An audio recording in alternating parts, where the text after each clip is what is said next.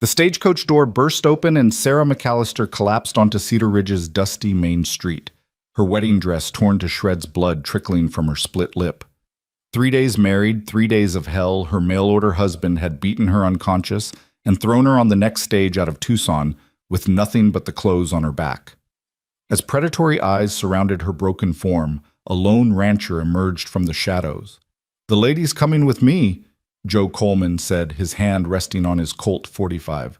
"Want to know how a discarded bride and a haunted rancher built love from ashes? Watch till the end and comment your city below. Let's see how far this story travels." The Arizona sun hammered down mercilessly on Cedar Ridge's main street that September afternoon in 1882, the kind of heat that made the air shimmer like water and drove sensible folks indoors.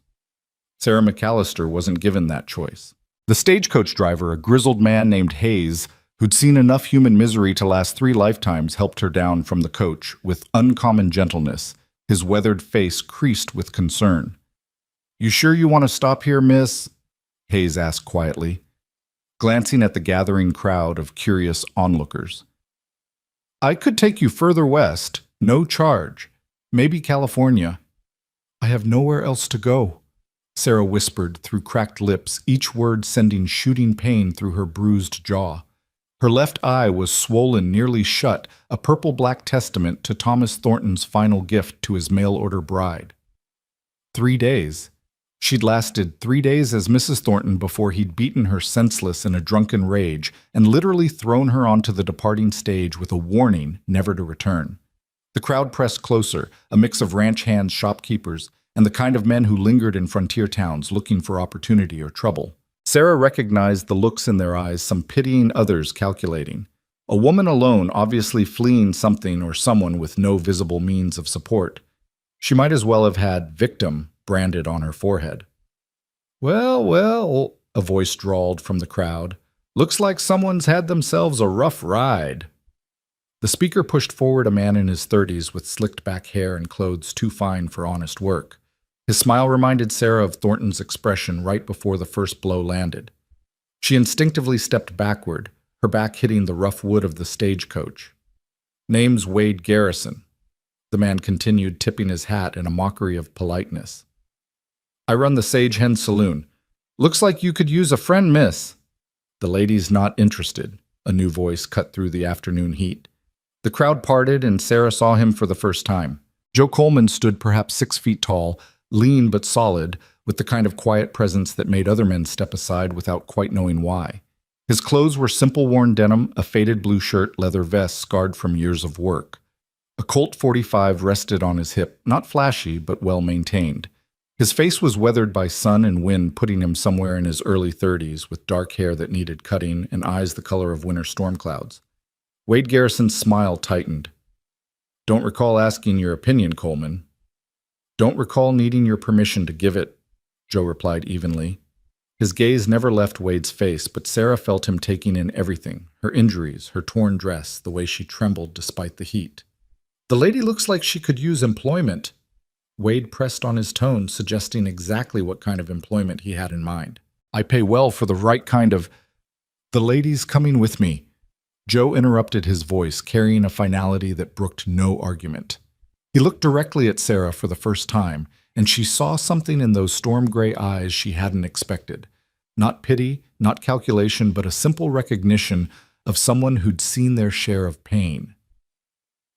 "Is that so?" Wade's hand drifted toward his hip where a pearl-handled revolver rested. "And who made you her keeper?" "Nobody," Joe said calmly. "But I've got a ranch needs tending, and Mrs. Rodriguez just left to help her daughter with a new baby.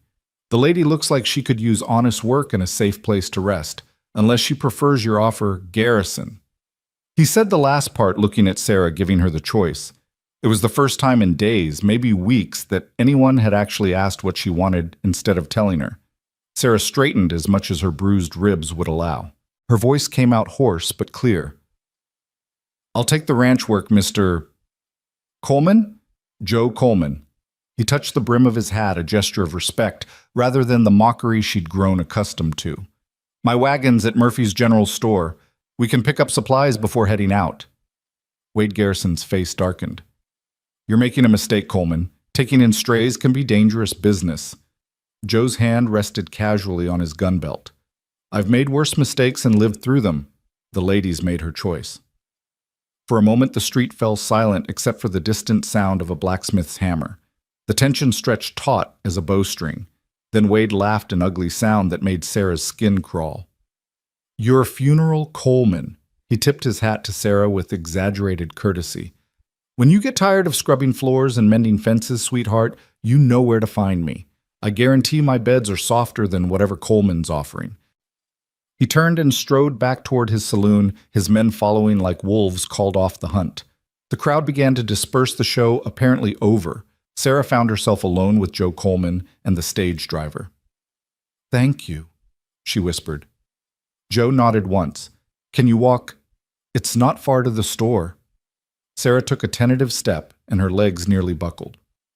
3 days of cramped coach travel on top of her injuries had left her weaker than she'd realized.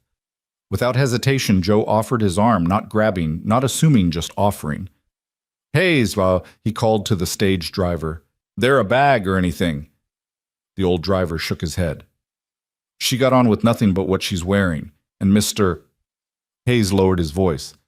The man who put her on in Tucson, Thomas Thornton, he's a mean drunk with connections. You might want to know that. I'll keep it in mind, Joe said. He looked at Sarah. Thornton, your husband. Sarah felt her cheeks burn with shame. Was. For 3 days. Something flickered in Joe's eyes, understanding maybe or recognition. Well, he's not anymore. Come on, let's get you out of this sun. The walk to Murphy's General Store felt like miles, though it couldn't have been more than 100 yards. Sarah leaned on Joe's arm, acutely aware of how she must look. A battered woman in a torn wedding dress, hair falling from its pin's face, swollen and discolored. People stared from doorways and windows. She heard whispers following in their wake. Mail-order bride, I heard. Thornton's woman from Tucson. Coleman's lost his mind taking in trouble like that. Joe seemed oblivious to the talk, or maybe just indifferent to it. He guided her into the blessed shade of Murphy's store, where the proprietor, a round Irishman with kind eyes, took one look at Sarah and immediately produced a chair. Saints preserve us, Murphy muttered. What kind of animal does this to a woman? The kind that's not worth discussing, Joe said curtly. Mrs. He paused, looking at Sarah questioningly. McAllister, she supplied quickly. Sarah McAllister. She wouldn't use Thornton's name, not ever again. Mrs. McAllister's going to be working at my ranch. She'll need supplies. Put it on my account. Murphy's eyebrows rose slightly, but he nodded. Of course. What does the lady need? Joe looked at Sarah. You'll need clothes first off. That dress is done for.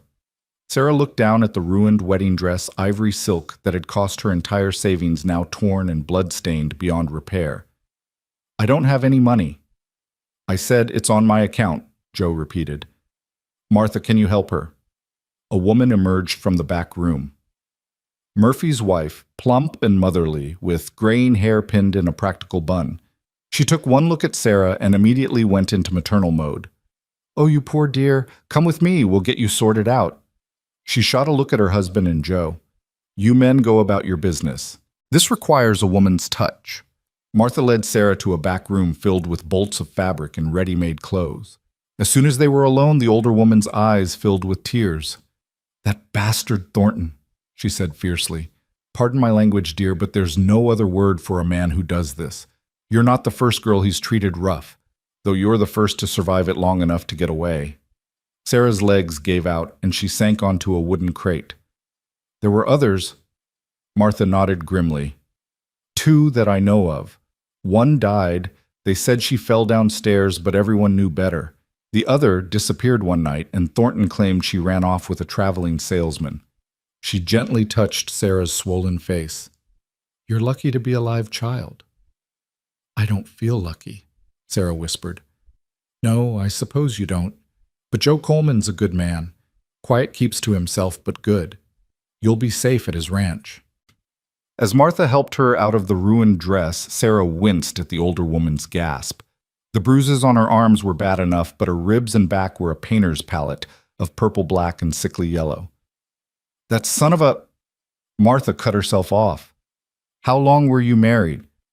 3 days, Sarah said numbly. The first night he was charming. The second night he was drunk. The third, she trailed off.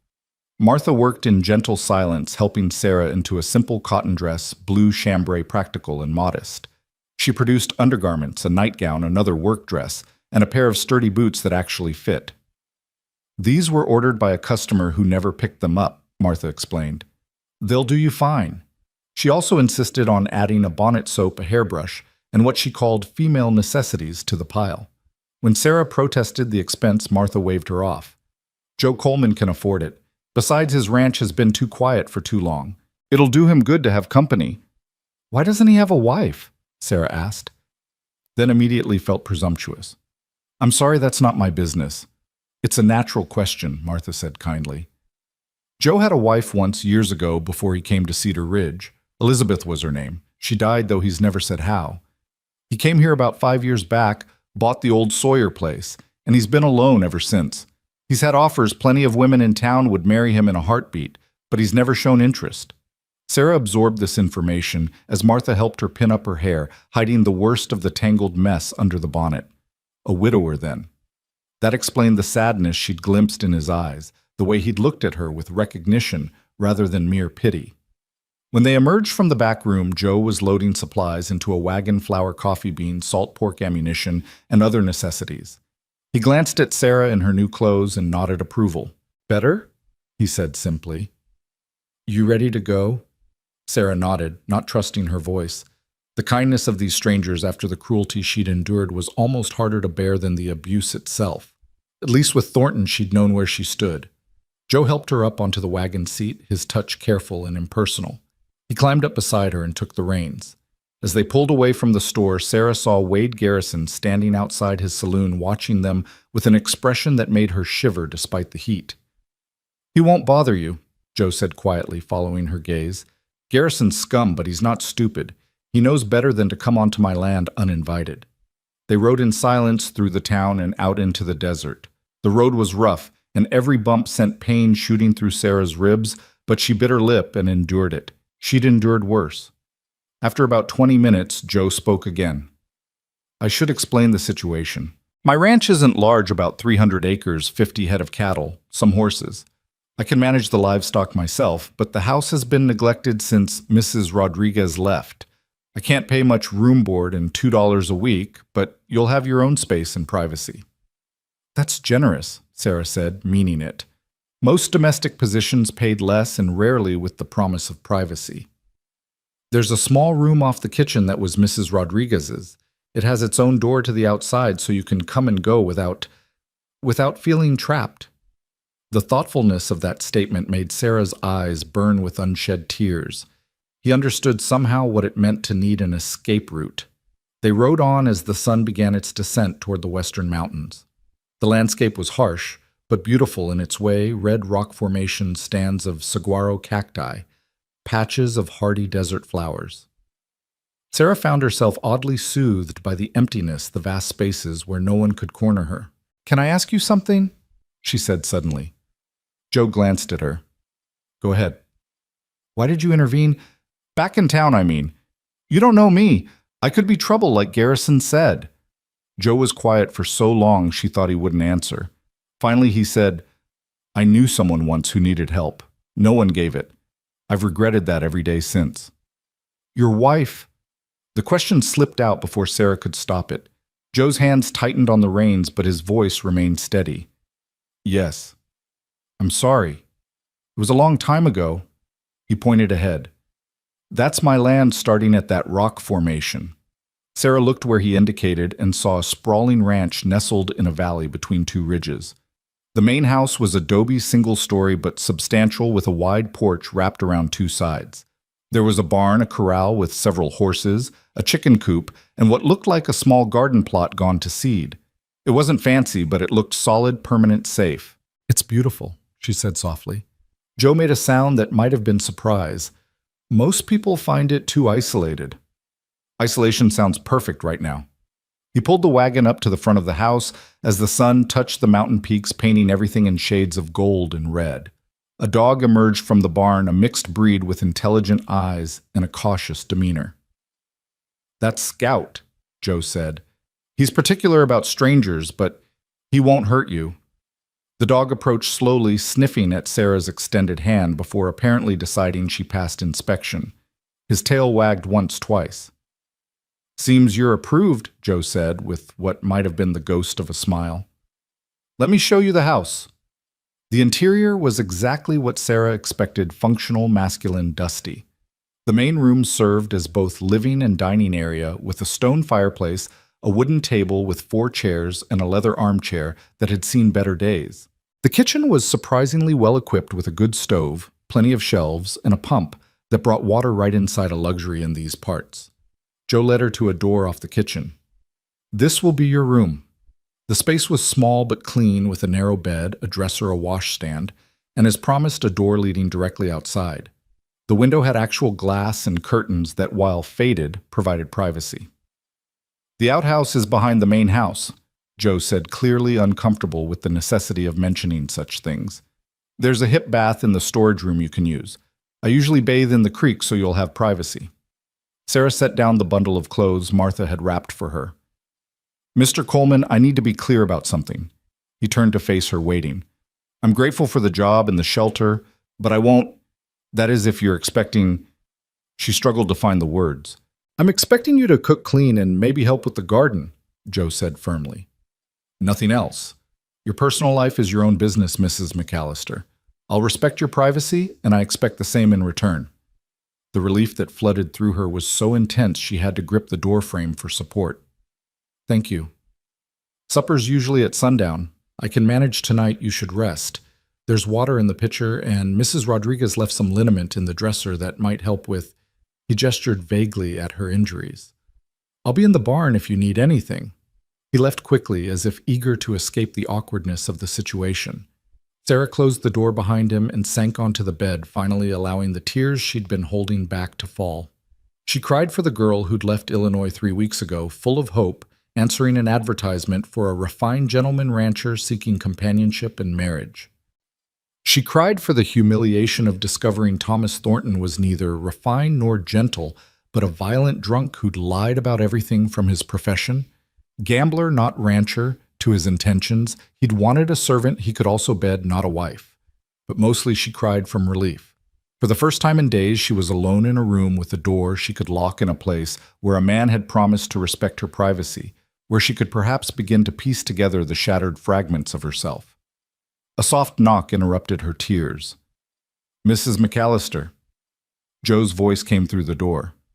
"I'm leaving a tray outside, just some bread and soup, nothing fancy." She heard his footsteps retreat. When she opened the door, she found a wooden tray with a bowl of what looked like beef stew, thick slices of bread, and a glass of water. Simple fare, but the kindness of it made her tears start fresh. She ate slowly, her jaw protesting every bite but forcing herself to finish it all. She'd learned the hard way that you ate when you could because you never knew when the next meal would come.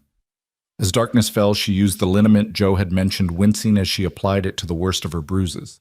It smelled sharp and medicinal, but brought blessed numbth to the pain. She changed into the nightgown Martha had given her, carefully folding her new dress. Through her window, she could see light from the barn where Joe was apparently still working. What kind of man took in a stranger like this, offering safety without demanding anything in return? In her experience, men always wanted something. Yet Joe Coleman seemed to want nothing more than help with his house, treating her with a careful respect that was almost formal in its boundaries. She thought about what Martha had said, that Joe had been widowed, that his wife had died years ago. Sarah understood grief, understood loss, though hers was different. She'd lost herself in those 3 days with Thornton, lost the naive girl who'd believed in fairy tale endings and mail-order romance. A coyote howled somewhere in the distance, and Sarah shivered. The desert was full of dangers, wild animals, rough men, the killing heat of day and cold of night. But lying in this narrow bed in this small room with 2 doors she could escape through if needed, she felt safer than she had in weeks. Tomorrow would bring new challenges. She'd have to prove herself useful, earn her keep, navigate whatever strange arrangement she'd entered into with Joe Coleman. But tonight, for the first time since leaving Illinois, she could sleep without fear of what or who might come through her door. The last thing she saw before exhaustion claimed her was a small, carved wooden cross hanging on the wall, simple and unadorned. She wasn't particularly religious, but something about its presence comforted her. Someone had cared enough to put it there to offer protection or blessing to whoever slept in this room. "Thank you," she whispered to the darkness. Not sure if she was thanking God, Joe Coleman, or simply the universe for this moment of respite. Morning came too soon, announced by a rooster's crow that sent pain shooting through Sarah's head. Every muscle in her body protested as she forced herself out of bed. Her reflection in the small mirror above the washstand was hardly encouraging. Her left eye had turned an impressive shade of purple-green, and her split lip had scabbed over unattractively. But she was alive, and she had work to do. She dressed carefully in the blue chambray, pinned her hair as neatly as she could manage, and ventured into the kitchen. Joe was already gone, but he'd left coffee on the stove and a note on the table. "Working the north pasture, back by noon. Rest if you need to. J.C." Sarah looked around the kitchen, assessing what needed to be done. The answer was everything. Dust coated every surface, dishes were stacked unwashed, and she didn't want to know when the floor had last been swept. But this was familiar territory. She'd kept house for her father and brothers after her mother died, and later for the boarding house where she'd worked to save money for her trip west. She started with the dishes, heating water on the stove, and attacking the pile with determination. Her ribs protested every movement, but she found a rhythm that minimized the pain. As she worked, she planned sweep the floors, dust the surfaces, take inventory of the pantry, perhaps start some bread for dinner. By the time Joe returned at noon, she'd transformed the kitchen. The surfaces gleamed, the floor was swept and mopped, and fresh bread was rising under a clean cloth. She'd even managed to start a pot of beans soaking for dinner. Joe stood in the doorway, hat in hand, staring at the transformation. "You shouldn't have pushed yourself so hard." Sarah straightened from where she'd been organizing the pantry shelves. "I need to earn my keep, Mr. Coleman." "Joe," he said, "just Joe is fine, and you've more than earned it already." He gestured at the kitchen. "I'd forgotten it could look like this." "When did Mrs. Rodriguez leave?" 6 weeks ago. I've been managing, but—" He shrugged. Sarah could see exactly how he'd been managing poorly. The man might be capable with cattle and horses, but domestic skills were clearly not his strength. "I've got beans soaking for dinner," she said, "and fresh bread. Is there anything particular you'd like? Whatever you make will be fine." He paused, seeming to wrestle with something. "Your face looks worse today. The bruising, I mean. Do you need anything Doc Morrison could—" "No," Sarah said quickly. "No doctor. It'll heal on its own." Joe nodded, understanding her reluctance. A doctor meant questions, possibly word getting back to Thornton complications she couldn't afford. "I'll be working on the fence in the south pasture this afternoon," he said. "Scout will stay here with you. He's good protection, and he knows to bark if anyone approaches." The dog in question was lying on the porch, watching them through the open door with intelligent eyes. "You think someone might come?" Sarah asked, unable to keep the fear from her voice. Joe's expression hardened slightly. "Wade Garrison might try to test boundaries, or Thornton might come looking, though it's a long ride from Tucson. Either way, Scout will warn you, and I'll hear him from the pasture. You're safe here." Safe. Such a small word for such a large promise. The afternoon passed peacefully. Sarah continued her assault on the house's neglect, though she paced herself more carefully. She found evidence of the home's history as she cleaned a woman's handkerchief embroidered with EC tucked behind a shelf, a dried flower pressed between books, a single earring fallen behind the dresser. Elizabeth Coleman's ghost lingered in small forgotten corners. As the sun began to set, Sarah had dinner ready, beans flavored with salt pork, fresh bread, and coffee strong enough to float a horseshoe, which seemed to be how Joe liked it. They ate in silence at the newly cleaned table, but it wasn't uncomfortable. Sarah had learned to distinguish between the silence of brewing violence and the silence of simple quietude. This was the latter. "This is good," Joe said finally, gesturing at his plate. "Really good." "Thank you." Sarah hesitated, then asked, "Has it really been 5 years since you've had a woman's cooking?" "Mrs. Rodriguez cooked sometimes, but she was elderly and preferred simple things. Before that—" He trailed off. "Yes, 5 years." Sarah wanted to ask about Elizabeth about what had happened, but she recognized the wall in his voice. She had her own walls, after all. After dinner, Joe insisted on helping with the dishes, though his help consisted mainly of drying what she washed. They worked side by side in comfortable quiet, and Sarah found herself oddly at peace. This was what she'd imagined when she'd answered Thornton's advertisement: domestic partnership, shared labor, simple companionship. Not the passion of dime novels, but something sustainable, something real. "I'll be heading to town tomorrow," Joe said as he put away the last plate. "Need to pick up feed and check the mail. You're welcome to come if you'd like, or you can stay here." Sarah thought of Wade Garrison's leering face, the whispers that had followed her through town. "I'll stay if that's all right." "Of course. Make a list if you need anything." That became their pattern over the following days. Joe left early to work the ranch, returned for lunch, worked until supper. Sarah kept the house cooked. The meals slowly reclaimed the garden from the desert's encroachment. They ate together but talked little, each respecting the other's need for quiet. The bruises began to fade. The swelling reduced, though Sarah still avoided her reflection. Her ribs still ached, but she could move without gasping. She learned Joe's preferences without asking: strong coffee, simple food, everything in its place. He learned hers too, tea, when he could get it time alone in the evening, Scout's company, while she worked. It was Scout who warned her exactly 1 week after her arrival. The dog's sudden barking brought Sarah from the garden, where she'd been coaxing life back into withered tomato plants. A rider was approaching from the direction of town, and even at a distance she could see it wasn't Joe. He was too broad, sat his horse wrong. Fear flooded through her as the rider came closer. Wade Garrison, dressed in his town clothes, smiling that predator's smile. "Afternoon, Mrs. McAllister," he called, stopping just outside the yard fence. "Thought I'd come see how you're settling in." Sarah stood slowly, acutely aware that Joe was in the far pasture, too far to hear, even if she screamed. "Mr. Coleman isn't here." "I know. Saw him heading out this morning." Garrison dismounted, tied his horse to the fence post. "Thought you and I could have a private chat." Scout growled low in his throat, positioning himself between Sarah and the gate. "Whatever you have to say, you can say from there," Sarah said, proud that her voice didn't shake. Garrison laughed. "Come now, is that any way to treat a visitor? I'm here to make you an offer, a better offer than whatever Coleman's paying you to play house." "I'm not interested." "You haven't heard the offer yet." He leaned against the fence, trying for casual charm. $5 a day, that's what my girls make. Sometimes more if they're accommodating. You're damaged goods right now, but that'll heal. You could make real money enough to go somewhere else, start over properly." "I said I'm not interested." Garrison's smile faded. "You think you're better than that woman who couldn't keep her husband happy for 3 days. Coleman's going to get tired of you too, you know. Men like him, they've got particular tastes. His wife couldn't satisfy them either, from what I heard." "What do you mean?" The question came out before Sarah could stop it. "You don't know."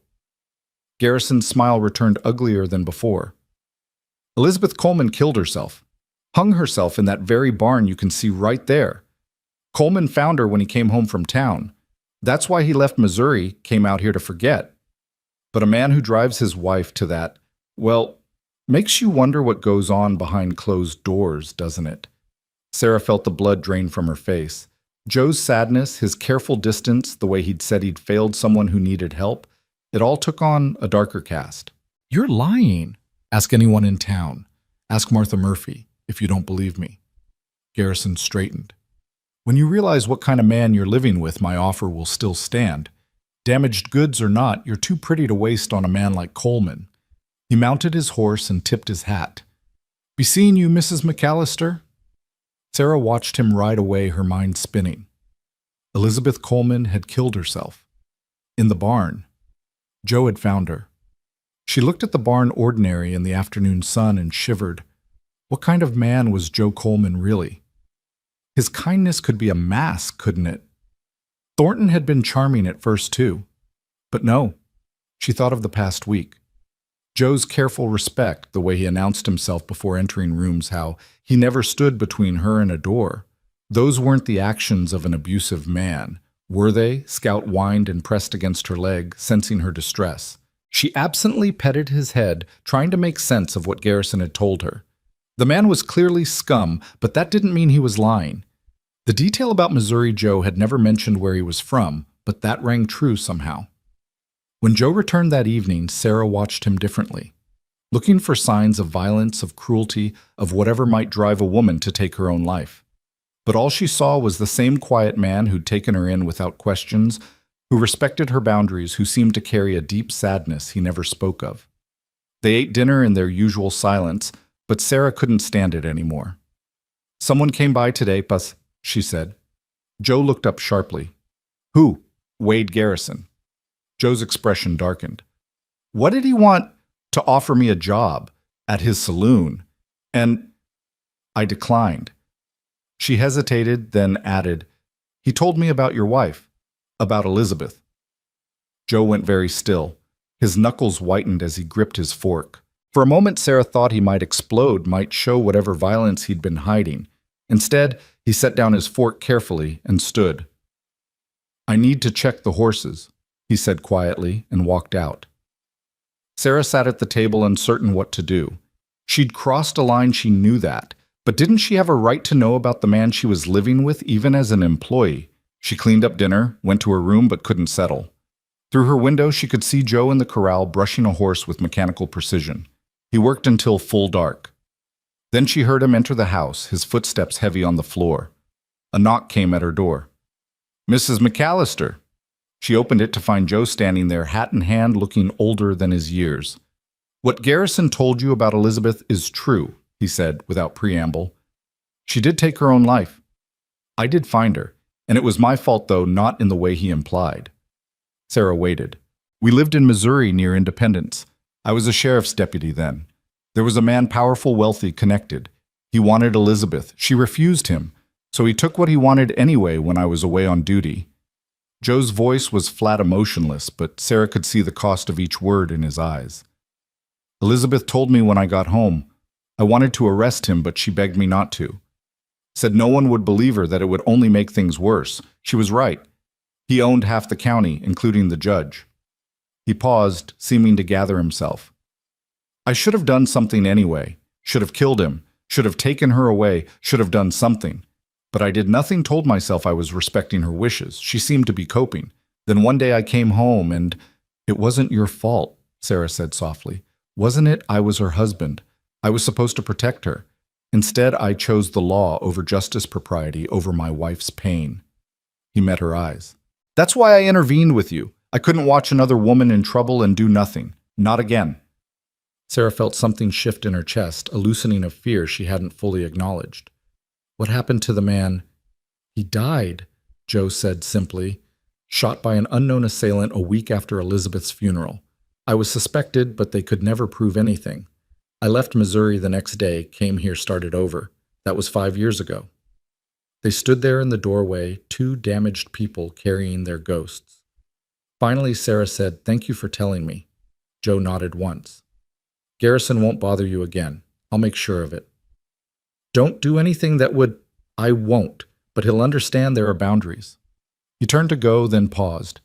"You're safe here, Mrs. McAllister. Whatever else you think of me, believe that." The weeks that followed Wade Garrison's visit settled into a rhythm that Sarah found both comforting and unsettling. She woke each morning to the sound of Joe's boots on the porch, coffee already brewing by the time she dressed. They moved around each other with the careful choreography of two people learning to share space without touching, without presuming. The bruises on her face faded from purple to green to yellow, finally disappearing altogether, though the deeper wounds remained invisible beneath her skin. October arrived with unexpected violence, a thunderstorm that rolled across the desert like God's own fury. Sarah stood at the kitchen window watching lightning split the sky, remembering another storm, another October when her mother had died. She'd been 14 then, thrust into the role of woman of the house for a father who grieved through silence and brothers who grieved through wildness. "Storm bothers you?" Joe asked from behind her. She hadn't heard him come in from the barn. "My mother died during a storm like this," she said, surprising herself with the admission.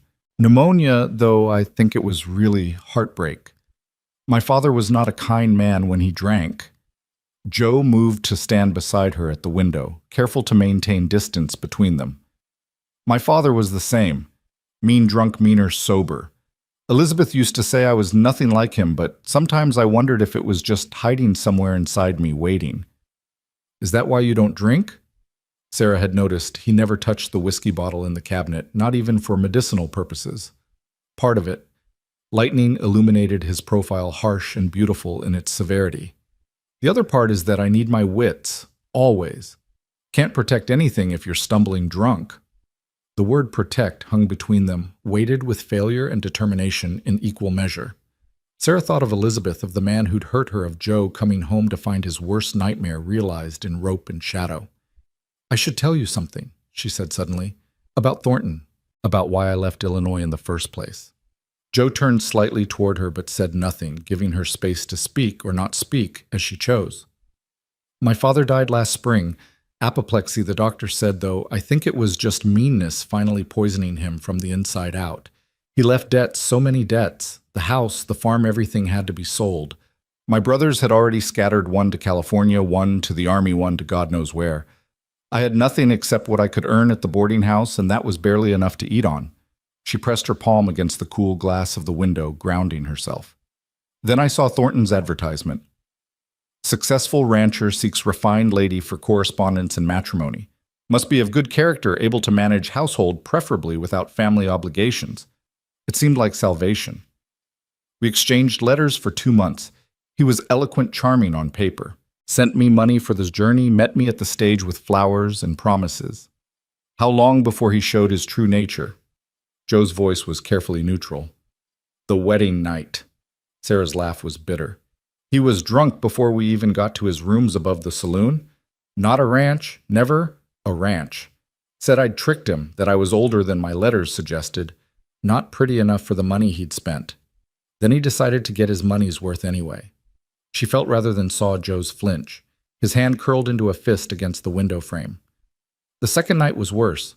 He'd lost at cards, came home raging. The third night, she touched her ribs reflexively. The third morning, really, he threw me onto the stage still in my wedding dress, said. If I ever came back, he'd kill me proper. The driver Hayes. He was kind. Didn't charge me for the ride, even though Thornton hadn't paid my passage. Thornton needs killing, Joe said quietly, with the same flat tone he'd used when talking about the man who'd hurt Elizabeth. No. Sarah turned to face him fully. No, he's not worth hanging for. Men like him always find their own bad ends eventually. Joe studied her for a long moment. You're stronger than you think you are. Or weaker than I should be. A stronger woman wouldn't have believed those letters, wouldn't have traveled across the country for a stranger's promises. A stronger woman might not have survived what you survived. The storm passed as they stood there, leaving the desert washed clean and smelling of sage and creosote. Sarah returned to preparing supper while Joe disappeared to check for storm damage. When he returned, he was carrying something wrapped in oilcloth. Found this in the barn, he said, setting it on the table. Been meaning to give it to you. Sarah unwrapped it carefully to find a leather-bound journal, water-stained but intact. The first page bore elegant handwriting, Elizabeth Coleman, her thoughts. I can't take this, Sarah protested. I can't read it, Joe countered. Haven't been able to bring myself to not in 5 years, but maybe someone should. Maybe it would help her words to be heard even now. Sarah ran her fingers over the leather cover, thinking of another woman's pain, another woman's secrets. Are you sure? Nothing in there could make me think worse of myself than I already do. He headed for the door, then paused. We're going to town tomorrow, both of us. You need to be seen established as under my protection. Garrison's been talking, and talk needs to be countered with presence. The thought of facing the town's scrutiny made Sarah's stomach clench, but she recognized the wisdom in it. Hiding would only fuel speculation. That night after Joe had retired, Sarah lit her lamp and opened Elizabeth's journal. The first entry was dated 6 years prior. Joseph says we should leave Missouri, start fresh somewhere without memories. But memories travel with you, don't they? They pack themselves in your heart like stones, and no amount of distance can lighten the load. Sarah read until her eyes burned, following Elizabeth's journey from Missouri to Arizona, her struggles with isolation, her deep love for a husband who blamed himself for every hardship she faced. The entries grew darker after the assault, full of shame and rage, and a crushing sense of worthlessness that Sarah recognized all too well. The final entry dated the day Elizabeth died was brief. I cannot wash him off my skin. I cannot wash him out of my mind. Joseph tries so hard to help, but how can he, when every time he touches me I feel those other hands I am already dead. Today, I simply make it official. May God forgive me. May Joseph forgive himself. He could not have saved me. I was lost the moment that man decided I was his to take. Sarah closed the journal and wept for Elizabeth, for herself, for all the women broken by men who saw them as possessions rather than people. When her tears finally stopped, she found a strange peace settling over her. Elizabeth's story was a warning, yes, but also a strange kind of companionship. She wasn't alone in her pain. She wasn't the first woman to rebuild herself from fragments.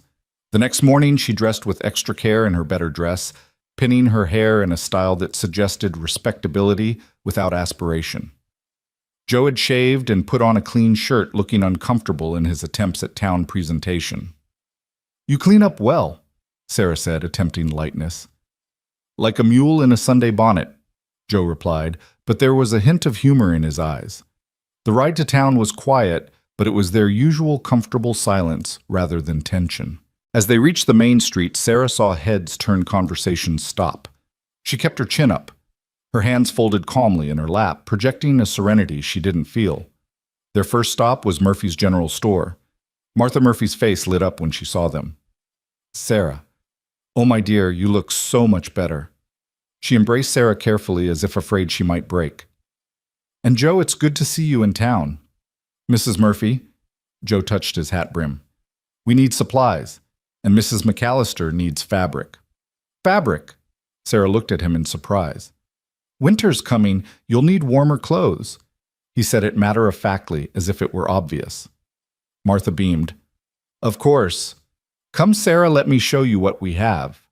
As Martha led her to the fabric section, Sarah heard the bell above the door chime. Wade Garrison entered with two of his saloon girls, painted ladies with tired eyes and brittle smiles. "Well, well," Garrison said loudly. "Coleman's brought his pet to town." Joe didn't turn from where he was examining ammunition. "Garrison, how's the domestication going? Mrs. McAllister house training complete yet?" One of the saloon girls giggled nervously. The other looked at Sarah with something like pity. Sarah stepped forward before Joe could respond. "Mr. Garrison, I believe you're confused about the nature of domestication. It's for wild animals. Mr. Coleman and I are simply employer and employee conducting business, though I understand how someone in your profession might struggle with such distinctions." Garrison's face darkened. "You've got a mouth on you." "I've got a brain in my head which seems to disturb you. Perhaps you prefer women who've had theirs beaten out of them." "Like Thornton tried to do to you." Sarah smiled coldly. "Thornton failed, as you're failing now. You see, Mr. Garrison, I've already been broken once. It didn't kill me, which means I'm no longer afraid of men who think they can break me again." Joe moved, then positioning himself slightly behind and to the side of Sarah, not protecting her so much as backing her up. "The ladies made her position clear, Garrison. Move along." Garrison looked between them, calculation in his eyes. Then he laughed an ugly sound. $3 a day, Mrs. McAllister. That's my final offer. When Coleman gets tired of playing house with damaged goods, you know where to find me." He left with his girls trailing behind. The one who'd shown pity glanced back, and Sarah saw herself reflected in those tired eyes, another woman trying to survive in a world that consumed women like kindling. "That was either very brave or very foolish," Martha Murphy said quietly. "Sometimes they're the same thing," Sarah replied. They completed their shopping fabric for 2 winter dresses, additional supplies for the ranch, and surprisingly, Joe added a small bag of peppermint candies to the order. "For your tea," he said gruffly when Sarah looked at him questioningly. "You put sugar in it sometimes. Thought you might like these instead." It was such a small gesture, the kind of thing a husband might do for a wife, and it made Sarah's chest tight with an emotion she couldn't name. Their next stop was the post office. Joe had mail waiting, a letter from a cattle buyer in Tucson, a package from a seed company. Sarah watched him sort through it, his face carefully blank, and wondered if he ever hoped for letters that never came. As they loaded supplies into the wagon, Doc Morrison approached. He was an older man with kind eyes and steady hands, the type of doctor who'd seen everything and judged little. "Mrs. McAllister," he said, tipping his hat, "I heard you'd had some trouble. If you need medical attention—" "Thank you, but I'm healing well," Sarah said quickly. Doc Morrison nodded, but his eyes went to Joe. "You taking care of her, Coleman?" "She's taking care of herself," Joe replied. "I'm just providing the space for it."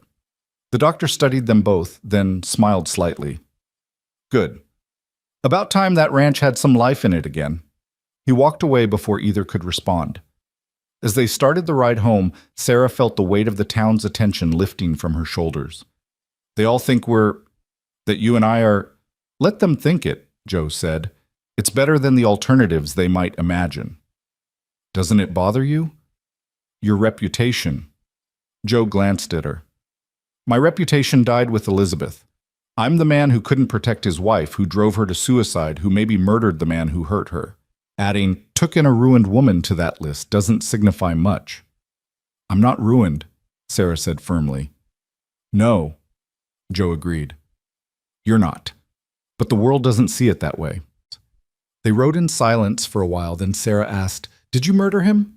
Joe was quiet so long she thought he wouldn't answer. Finally, "I went to his house that night, planned to kill him, had my gun, had my rage, had nothing left to lose. But when I got there, he was already dead. Someone had beaten me to it." "Who?" "Never found out. Could have been anyone. He had plenty of enemies. Or maybe—" He trailed off. "Maybe what? Maybe Elizabeth had a friend I didn't know about, someone who loved her enough to take that risk." He shook his head. "Doesn't matter now. Justice was done, even if it wasn't by my hand."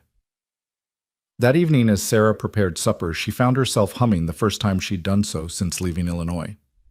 Joe was mending harness in the main room. Scout dozed by the fire, and for a moment it felt like home. Not the home she'd lost, or the home she'd imagined with Thornton, but something new, something being built one quiet day at a time. "My mother used to sing that," Joe said suddenly. Sarah stopped, self-conscious. "I'm sorry I didn't realize—" "Don't stop. It's nice. The house has been too quiet for too long." So she continued humming, and later, as they ate their simple meal of stew and cornbread, Joe told her about his mother, a woman who'd died young, worn down by poverty and a cruel husband. "She protected us as much as she could," he said. "Took the beatings meant for us, kept us fed, even when it meant she went hungry. I swore I'd never be like him, never raise a hand to a woman. Elizabeth said I kept that promise too well, that I was so afraid of being violent that I forgot how to fight for her when she needed it." "You can't fight what you don't see coming," Sarah said softly. "Elizabeth said that too. The night before she died, she said it wasn't my fault that evil doesn't announce itself." He pushed his plate away. "But I should have seen it. Should have known a man like that wouldn't accept rejection." Sarah thought about Thornton, about the letters that had seemed so genuine, the flowers at the stage depot, the moment his mask had slipped. Evil wears 1,000 faces, and most of them look kind at first glance. That night Sarah read more of Elizabeth's journal.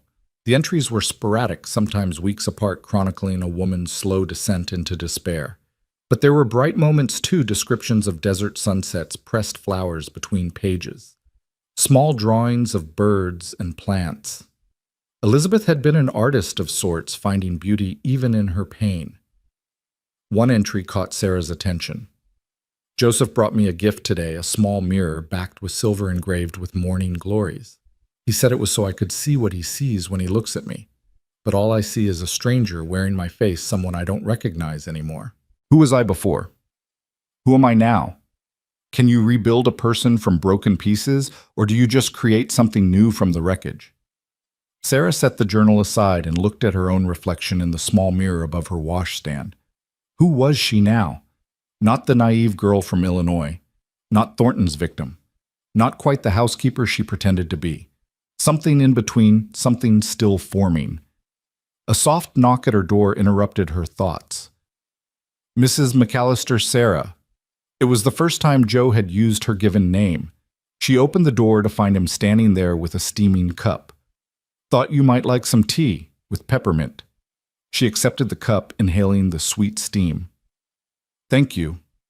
He started to leave, then turned back. What you said to Garrison today, that was something. Elizabeth would have admired your spine. I was terrified, Sarah admitted. Courage isn't the absence of fear. It's acting despite it. He paused. You're not what I expected when I offered you the job. What did you expect? Someone broken, someone who needed saving. He met her eyes. Instead, I got someone who's saving herself. I just provided the space. After he left, Sarah sat on her bed sipping the tea, thinking about broken pieces and new construction. Maybe that was what they were doing here, not healing exactly, but building something new from the wreckage of their former selves. Joe with his guilt and grief, her with her bruises and betrayal, creating a strange kind of partnership that wasn't quite friendship, wasn't quite romance, but something uniquely theirs. The next few weeks brought a routine that Sarah found herself treasuring. Morning coffee with Joe before he headed out to work lunch together, when he could manage it evenings by the fire, where sometimes they talked and sometimes they simply existed in the same space. She learned that he liked his eggs over easy, that he read slowly but retained everything, that he had a dry humor that emerged in unexpected moments. He learned that she sang when she thought he couldn't hear, that she had a talent for coaxing life from dead plants, that she wrote letters to her brothers she never sent. Why don't you mail them? He asked one evening, seeing her fold another unmailed letter. Because they don't need my troubles added to theirs, and because I'm not ready for them to know where I am, what I've become. A survivor. A woman living with a man who isn't her husband, working as a housekeeper after failing at marriage. She sealed the letter in an envelope, adding it to the growing stack in her drawer. Not exactly the pride of the family. Joe was quiet for a moment. You could tell them you're my wife. Sarah's breath caught. What?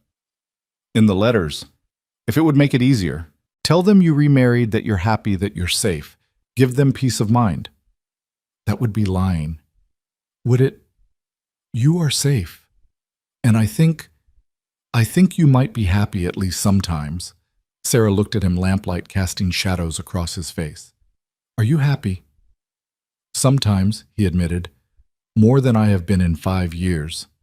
It wasn't a declaration of anything, but it was truth, and truth was more valuable than pretty words.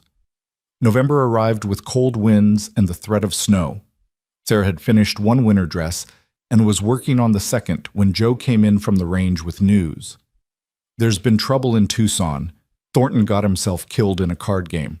Accused a man of cheating, pulled a gun. The other man was faster. Sarah's hand stilled on the fabric. She waited to feel something: relief, vindication, sorrow, but there was only emptiness. When, 3 days ago, Wade Garrison brought the news to town, thought you should know.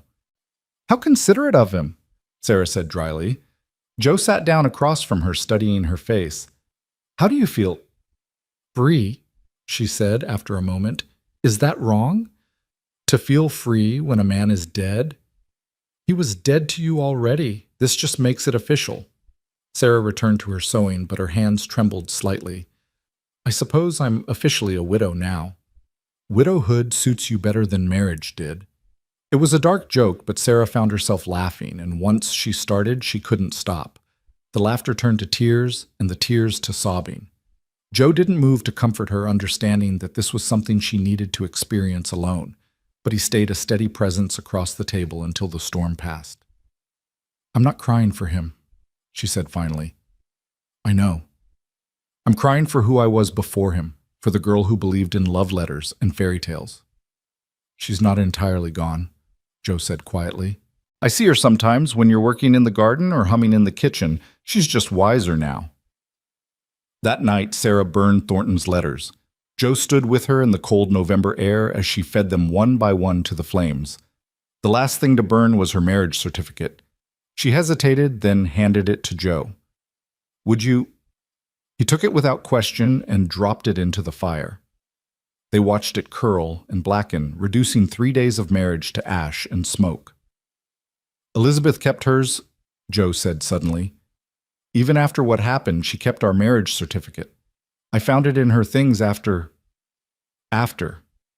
Never understood why. Because the marriage wasn't what hurt her. The marriage was the good part before the rest. Joe looked at her sharply. How do you know? Because I read her journal, she loved you until the end. She just couldn't find her way back to herself, and that wasn't your fault. They stood in silence, watching the fire die down. Finally, Joe said, "It's getting cold. We should go in." But neither moved. There was something about standing together in the darkness, watching the past burn, that felt like a ceremony of sorts. Not a wedding or a funeral, but something in between, a ritual for survivors. Finally, Sarah shivered, and Joe automatically moved closer, not touching, but blocking the wind with his body. It was the closest they'd been since that first day when she'd leaned on his arm. "Thank you," she said. "For what?" "For giving me space to grieve something that wasn't worth grieving." Everything lost is worth grieving, even if it's just the loss of what we hoped it would be. They went inside then to the warmth of the house that was beginning to feel like home. Sarah made tea, Joe banked the fire, and they sat in their customary chairs reading by lamplight. But something had shifted between them. Some invisible barrier had been crossed. When Sarah finally went to her room, she found a small package on her bed. Inside was a leather-bound journal, new and unmarked, with a note in Joe's careful handwriting, "For your own thoughts. J." She opened the journal to the first page and wrote, "November 15th, 1882. My name is Sarah McAllister. I am 26 years old. I am a widow, a survivor, a woman rebuilding herself one day at a time. I live on a ranch in Arizona with a man who is not my husband, but who treats me with more respect than my husband ever did. Today I burned the past. Tomorrow I begin again." The first snow came early that year, 2 weeks before Thanksgiving, transforming the desert into something alien and beautiful. Sarah stood at the kitchen window watching fat flakes fall, remembering Illinois winters when snow meant isolation for weeks at a time. Here in Arizona, Joe assured her it would melt by afternoon, but for now the world was wrapped in white silence. She was kneading bread dough when she heard the horses. Not one rider, but several their approach, muffled by the snow. Scout began barking frantically, and Joe appeared from the barn, rifle in hand. Sarah's heart hammered as she recognized the lead rider through the swirling snow. Not Garrison this time, but a U.S. Marshal's badge glinting on his coat. "Morning, Coleman," the marshal called out, staying mounted. 3 deputies flanked him, hands resting casually on their weapons. "Mind if we come in from the cold?" Joe lowered his rifle but didn't set it aside. "Marshal Thompson, what brings you out in this weather?" "Looking for information about a killing in Missouri. Man named Carlton Hughes shot dead 5 years ago. You remember him, don't you?" Sarah saw Joe's shoulders tense. Carlton Hughes, that had to be the man who'd assaulted Elizabeth. She moved to the doorway, making her presence known. The marshal's eyes flicked to her, taking in her flour-dusted apron and defensive posture. "Ma'am?" Thompson touched his hat. "You'd be the widow McAllister." "I am," Sarah said, lifting her chin. The title still felt strange on her tongue. "Heard your husband died recent-like in Tucson. My condolences." "Thank you, but condolences aren't necessary. Mr. Thornton and I were estranged." The marshal's eyebrows rose slightly.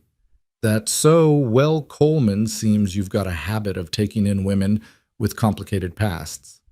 "Get to your point, Thompson," Joe said quietly. The marshal dismounted his deputies, following suit.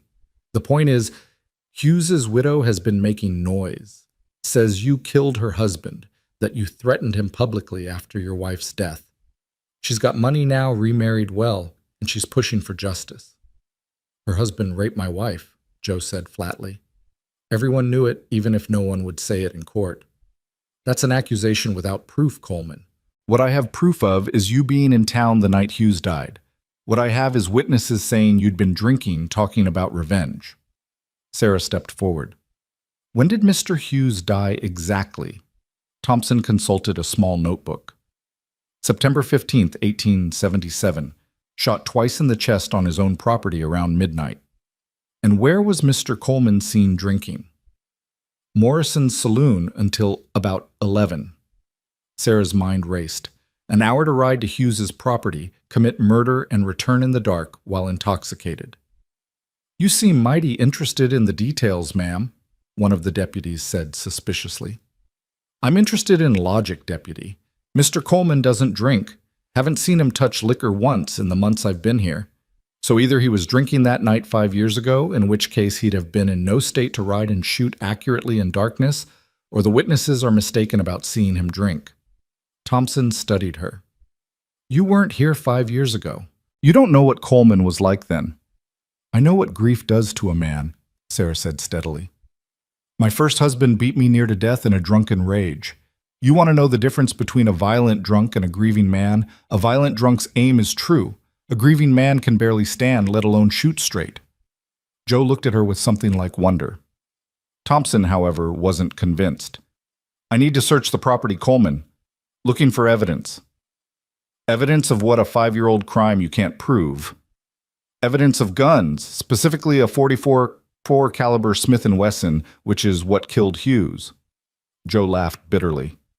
Half the men in Missouri owned that model, but not all of them had motive. Thompson signaled his deputies. We'll start with the house. Sarah watched helplessly as the men invaded their carefully ordered space-opening drawers, checking under floorboards, examining every corner. They were professional about it, not deliberately destructive, but it still felt like violation. When one deputy headed for her room, she moved to block him. That's my private space. Step aside, ma'am, Thompson said, not unkindly.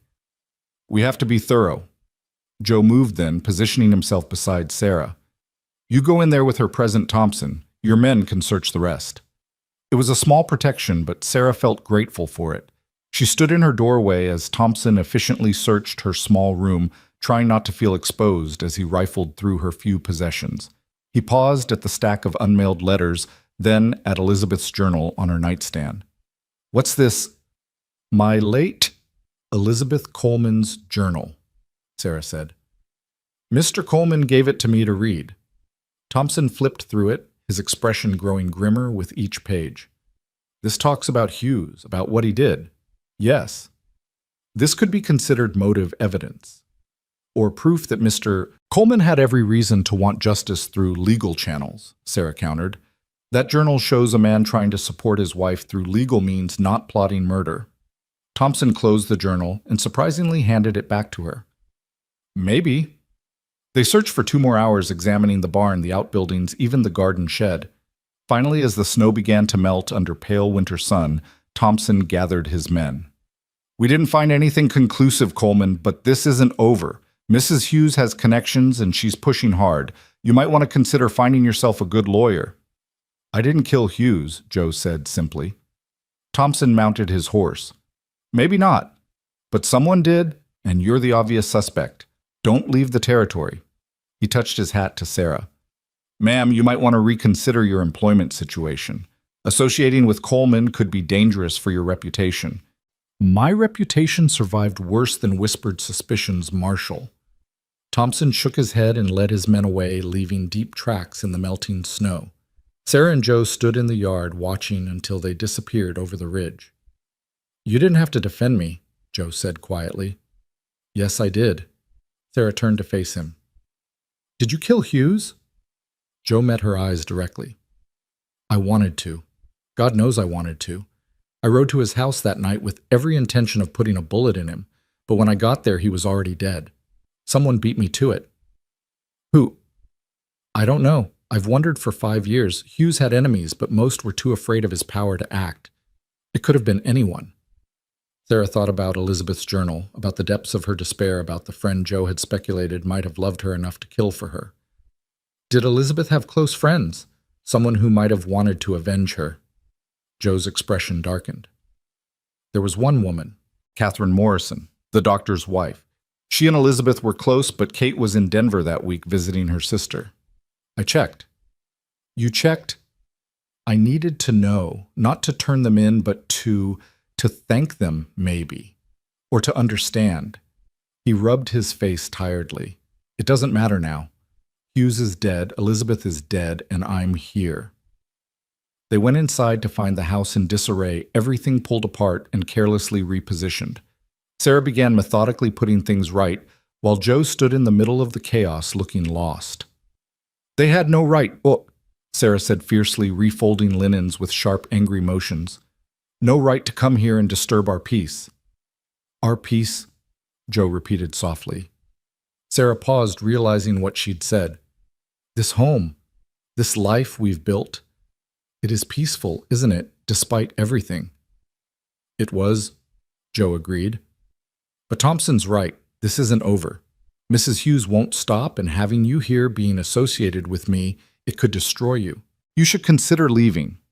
Sarah slammed a drawer shut. Don't you dare! What? Don't you dare decide what's best for me. I've had enough of men making my choices. If I want to leave, I'll leave. If I want to stay, I'll stay. And right now, Joe Coleman, I want to stay. He stared at her, this woman who'd arrived broken and bleeding, who now stood in his kitchen, fierce as a mountain cat, defending him against accusations and U.S. Marshals alike. Why? He asked simply.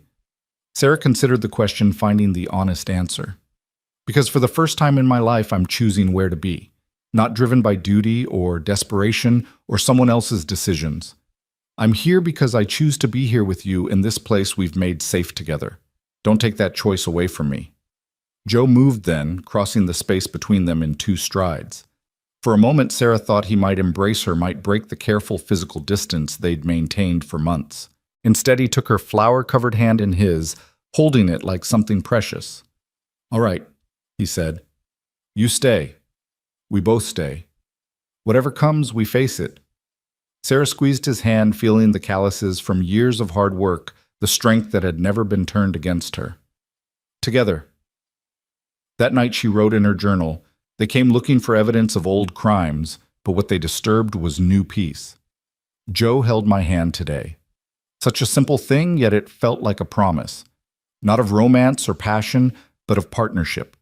We are 2 damaged souls choosing to stand together against whatever storms may come. The next morning brought Kate Morrison to their door. Sarah recognized her from town, the doctor's wife, a handsome woman in her 40s with intelligent eyes and an air of contained energy. She carried a basket of preserves and a knowing look. Heard the marshal paid you a visit, she said without preamble. Thought you might need some comfort food. Joe stood aside to let her in, his expression wary. Kate. Joseph. She turned to Sarah. You must be Sarah McAllister. I've heard so much about you. From the town gossips, no doubt, Sarah said, taking the basket. From my husband, actually. He says you've done wonders for this place. And for Joe. Kate's eyes swept the clean-ordered kitchen. Elizabeth would be pleased. The mention of Elizabeth hung in the air like a challenge. Joe tensed, but Kate continued calmly. She was my dearest friend, you know. We spoke of everything. Her fears, her pain, her love for you, Joseph, and her hatred for Carlton Hughes. Kate, Joe warned. Oh, hush. The marshal's gone, and we all know you didn't kill Hughes much as he deserved it. Kate accepted the cup of tea Sarah offered. You were too drunk that night to ride straight, much less shoot straight. How would you know? Sarah asked carefully. Kate smiled a secret smile that transformed her pleasant face into something almost dangerous. Because I was the one who kept buying you drinks, Joseph. Making sure you stayed in that saloon where everyone could see you until well past the time Hughes was killed. Joe sat down heavily. You were in Denver. I was supposed to be in Denver. I sent letters from there, had my sister mail them, but I came back early, very early. Kate sipped her tea calmly. Carlton Hughes raped my friend. The law wouldn't touch him, so I touched him. Twice. In the chest. With my late father's Smith & Wesson.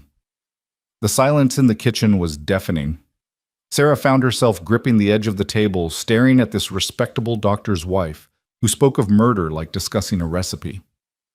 Why are you telling us this? Joe asked hoarsely. Because that fool Agnes Hughes is stirring up trouble, and you need to know what really happened so you can protect yourself. And because... Kate looked at Sarah. I wanted you to understand that Elizabeth had people who loved her, who would have done anything for her. She wasn't as alone as she felt. Does Doc Morrison know? Sarah asked. My husband is a good man who sleeps very soundly and never questions my occasional trips to Denver. Kate stood smoothing her skirts. Now I should go before tongues start wagging about how long I've been here. Sarah, you're welcome to call on me in town any time. And Joseph. She touched his shoulder gently. Elizabeth would want you to be happy. She'd want you to forgive yourself. She'd be glad you're not alone anymore. After she left, Joe and Sarah sat in stunned silence. Finally, Sarah said, She killed him. Kate Morrison killed Hughes. And she'll never face justice for it, Joe said. No one would believe it. A doctor's wife, a pillar of the community, while I'm the obvious suspect with the obvious motive. Is that justice? Sarah wondered. Hughes faced no justice for what he did to Elizabeth. Now Kate faces no justice for killing him. Where does it end? It ends with us living our lives, Joe said firmly. Elizabeth is gone. Hughes is gone. The past is done. All we can do is move forward. But moving forward proved complicated when 3 days later Wade Garrison arrived with a woman in tow. Sarah recognized the type, immediately expensively dressed, artificially gracious, with calculating eyes that missed nothing. This had to be Agnes Hughes. Coleman, Garrison called from the gate. Mrs. Hughes here wants a word. Joe emerged from the barn, rifle in hand, as always when Garrison appeared. Sarah moved to the porch, her own hand resting on the shotgun she'd learned to keep nearby. Mrs. Hughes, Joe said coolly, you're a long way from Missouri. Agnes Hughes was perhaps 35, pretty in a sharp way, with blonde hair styled in elaborate curls and a mourning dress that emphasized her figure rather than her grief. Mr. Coleman, I wanted to see for myself the man who murdered my husband. Your husband raped my wife, Joe said bluntly. Whatever happened to him, he brought on himself. Agnes's composure cracked slightly. That's a vicious lie. Carlton was a good man, a church-going man. Sarah laughed sharp and bitter. Church-going men commit the worst sins, Mrs. Hughes. They just pray for forgiveness after. Agnes turned her reptilian gaze on Sarah. You must be the whore Garrison told me about, Coleman's new woman. I'm Mr. Coleman's housekeeper, Sarah said evenly, and you're trespassing on private property. I have every right to face my husband's killer. Then you're looking in the wrong place. Kate Morrison's voice came from behind them. None of them had heard her carriage approach. She descended with medical bag in hand, every inch the respectable doctor's wife. Joseph was in Morrison's saloon until past midnight the night your husband died. My husband treated him for alcohol poisoning the next morning, hardly the condition of a man who'd ridden 20 miles and committed murder. Agnes's eyes narrowed. You're lying. You're all protecting him. I'm providing medical testimony, Kate said calmly, which any court would accept. Your husband had many enemies, Mrs. Hughes. Business rivals, men he'd cheated, women he'd offended. Joseph Coleman was just the most obvious suspect. Women he'd offended. Agnes's voice rose. How dare you? I dare because it's true, Kate interrupted. Elizabeth Coleman wasn't the first woman your husband forced himself on. She was just the first whose husband had the courage to speak of it publicly. Garrison shifted uncomfortably. This was clearly not the confrontation he'd orchestrated. Agnes Hughes looked between them all, her beautiful face ugly with rage. This isn't over, she hissed. I have resources connections. I'll see you hang Coleman. Try it. Sarah stepped forward, surprising herself with her vehemence. But understand this, you go after Joe, you go after all of us, and some of us have nothing left to lose. There was something in Sarah's voice, an edge of barely controlled violence born from her own trauma that made Agnes step back. Even Garrison looked wary. You're all insane, Agnes said. Protecting a killer living in sin. Living in peace, Joe corrected quietly. Which is more than you ever gave your husband's victims. Agnes made a disgusted sound and turned to leave, but Garrison lingered. You've made an enemy there, Coleman. She's got money and spite. Dangerous combination. Like you're concerned for my welfare, Joe said dryly. Garrison grinned. I'm concerned for my investment. Mrs. McAllister here still owes me a debt of gratitude for bringing news of her husband's death. I figure that's worth something. You figure wrong, Sarah said. I owe you nothing. We'll see about that. He tipped his hat mockingly and followed Agnes Hughes back to town. Kate Morrison stayed for dinner, a strange meal where they all pretended normalcy while processing the day's confrontation. As darkness fell and Kate prepared to leave, she pulled Sarah aside. You love him, she said simply. Sarah started to deny it, then stopped. I don't know what I feel. Yes, you do. And he feels the same, though he probably doesn't recognize it yet. Men are terrible at understanding their own hearts. Kate squeezed her hands. Don't let the past poison your future, Sarah. Elizabeth wouldn't want that. She'd want Joe to find happiness again. After Kate left, Sarah found Joe standing by the corral staring at the stars. She joined him, maintaining their customary careful distance. She won't stop, Sarah said. Agnes Hughes. She'll keep pushing until she finds something to use against you. I know. We could leave. Start over somewhere new. Joe turned to look at her. Sarah flushed but held his gaze. Unless you prefer to run alone. I'm tired of running, Joe said. I ran from Missouri from my guilt, from my memories. But they all followed anyway. If Agnes Hughes wants a fight, she'll get one. Then we fight together. Joe was quiet for a long moment. Then, why did you really stay, Sarah, after Thompson's visit, after learning about Hughes, after all of it? Why stay? Sarah considered lying, offering some practical reason. But they'd moved past lies, she and Joe. Because somewhere between that first day when you offered me dignity instead of degradation, and now standing here under these stars, I started caring about you. Not as my employer, not as my protector, but as Joe. Just Joe who brings me peppermint for my tea and reads slowly by firelight and carries such guilt for things that weren't his fault. Joe's breath caught. Sarah, I know you still love Elizabeth. I know you probably always will. I'm not asking for anything to change. I needed you to know. In case Agnes Hughes finds a way to destroy us, I needed you to know that these months here with you have been the closest thing to happiness I've ever known.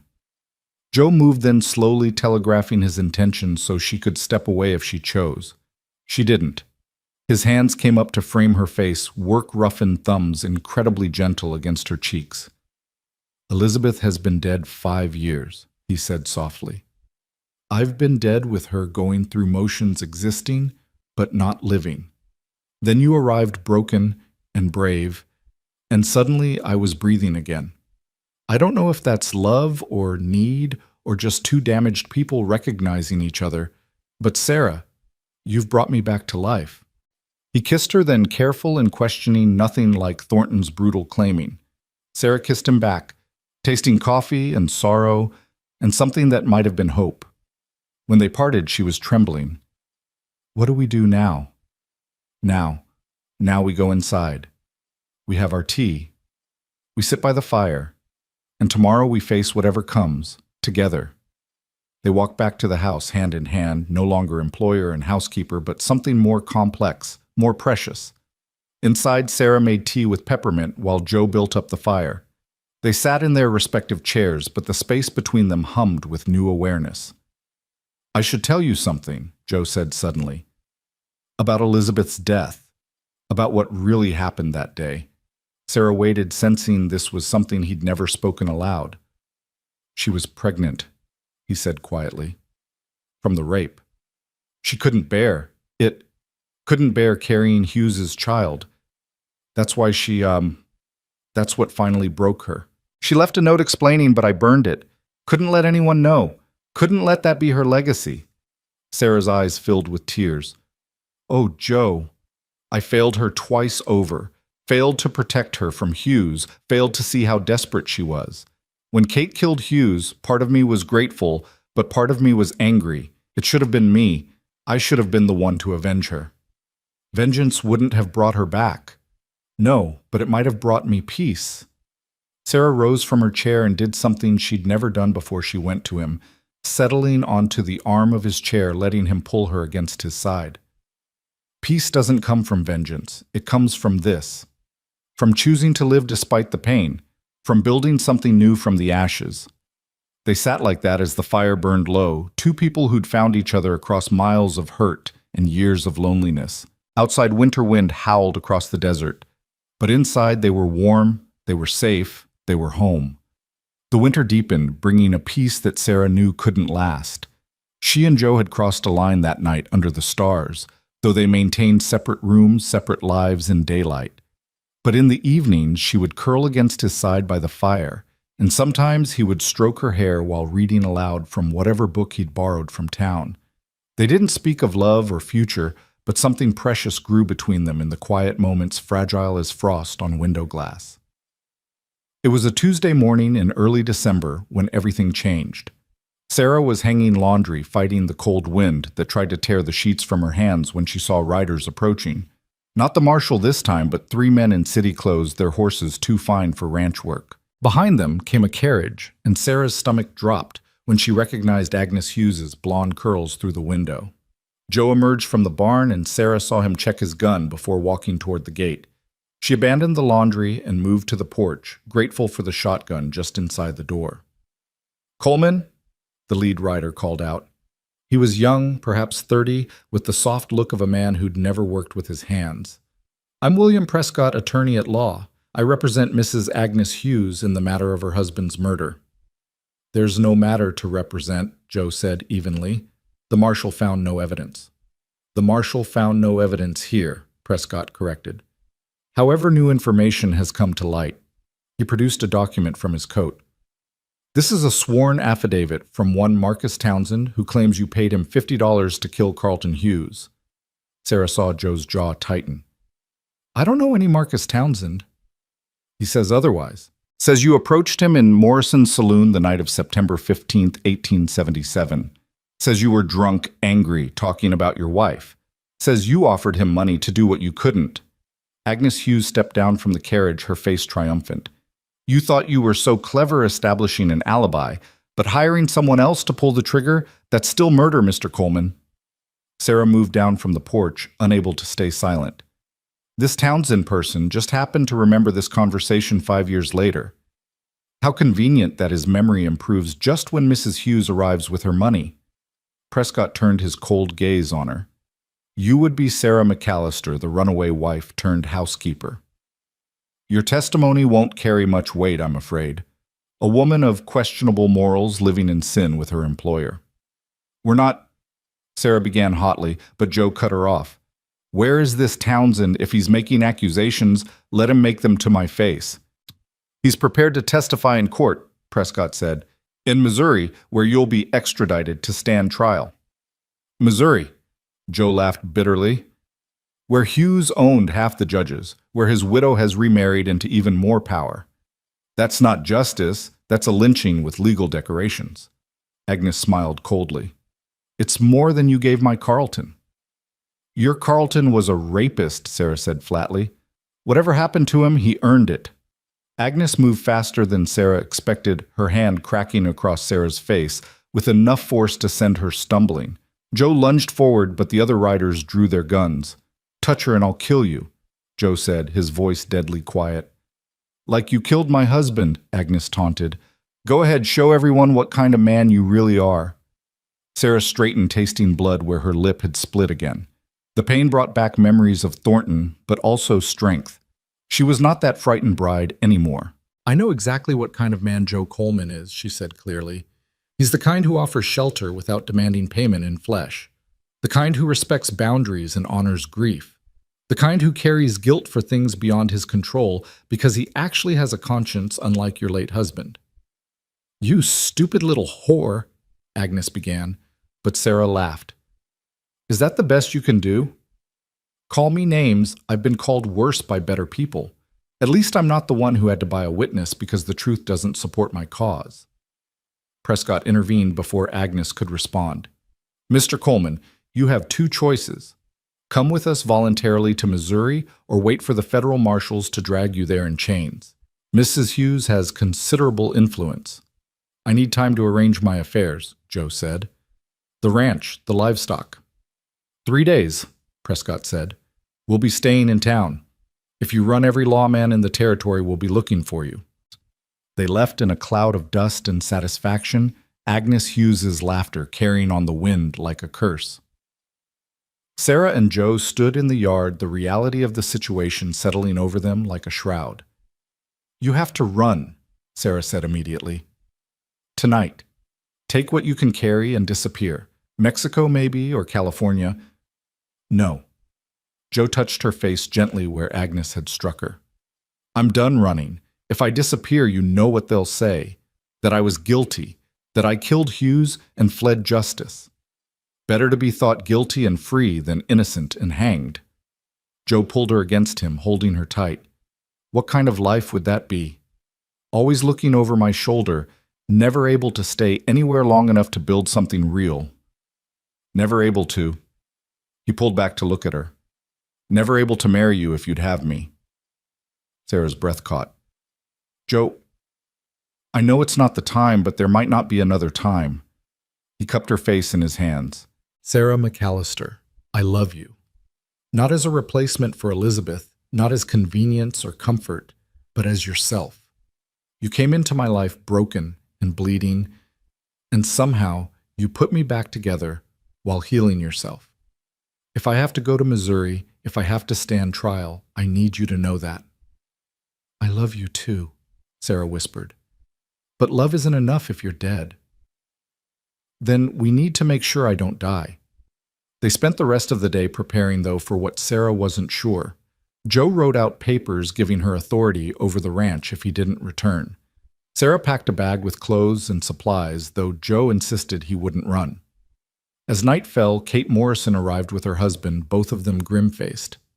This is my fault, Kate said without preamble. I should have been more thorough. What do you mean? Joe asked. Kate looked older than her years, weighed down by secrets. When I killed Hughes, I thought I was careful. But there was someone else there that night, Marcus Townsend. He was hiding in Hughes's stable planning to rob him after he went to bed. He saw me leave. He's been blackmailing me for 5 years. The silence in the room was deafening. Doc Morrison stared at his wife as if seeing a stranger.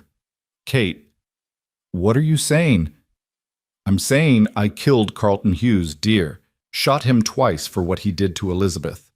She turned to her husband with sad eyes. I'm sorry you had to find out this way. I never wanted you to know.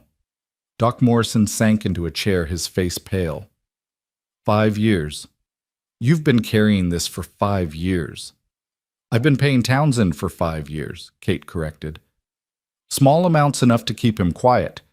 But Agnes Hughes must have offered him more to lie about Joe. So, tell the truth, Sarah said urgently. Tell them you killed Hughes. Kate laughed bitterly. Who would believe me?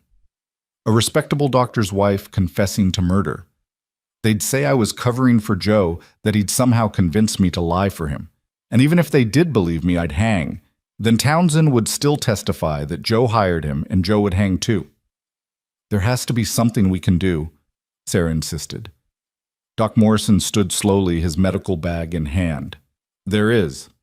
He walked to the door, paused. I need to think. Kate, come home with me. Joe, don't do anything rash. Let me think. After they left, Joe and Sarah sat by the fire, the weight of approaching doom heavy between them. You should leave, Joe said quietly. This isn't your fight. Everything about you is my fight now, Sarah replied. For better or worse, remember, even if we're not officially married. We could be, Joe said suddenly. Right now, wake up Reverend Mills, make it legal. Then at least you'd have the ranch if... Stop. Sarah pressed her fingers to his lips. Don't talk about after. We're going to find a way through this. But she didn't believe it, and neither did he. They stayed up all night holding each other by the dying fire, not making love, but memorizing each other's presence, storing up warmth against the cold to come. Dawn brought unexpected salvation in the form of Scout barking frantically at a lone rider. Not someone from town, but a stranger, weathered and travel-worn with eyes that had seen too much. He stopped at the gate, hands visible and empty. Joe Coleman, he called. Joe stepped onto the porch, rifle ready. Who's asking? Name's Samuel McAllister, Sarah gasped, pushing past Joe. Samuel, Sam. She ran to the gate, staring up at the rider. My God, it is you. Her brother dismounted slowly, and Sarah threw herself into his arms, sobbing into his chest, as she hadn't done since she was a child. Sam held her tight, his own eyes wet. Sarah, Jesus. Sarah, I thought you were dead. When I heard what Thornton did to you when they said you disappeared, how did you find me? Sarah pulled back to look at him. He was thinner than she remembered, harder, with new scars on his hands, and a weariness that spoke of difficult years. I've been looking for months, tracked you to the stage line, then here. Heard in town you were working for Coleman. His eyes moved to Joe, assessing. This the man who took you in? This is Joe, Sarah said simply. Sam, so much has happened. I know about Thornton dying. Good riddance. Sam's expression darkened. Also heard about this business with Agnes Hughes. That's actually why I'm here. Joe stepped forward. You know something about Hughes? Sam smiled grimly.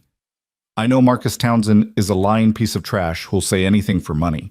I also know he was in Kansas the night Hughes died because I was playing cards with him in a saloon in Dodge City. Sarah stared at her brother. You can prove that. Got the arrest record to prove it. We both spent 3 days in jail for fighting after he accused me of cheating. Which I was, but that's beside the point.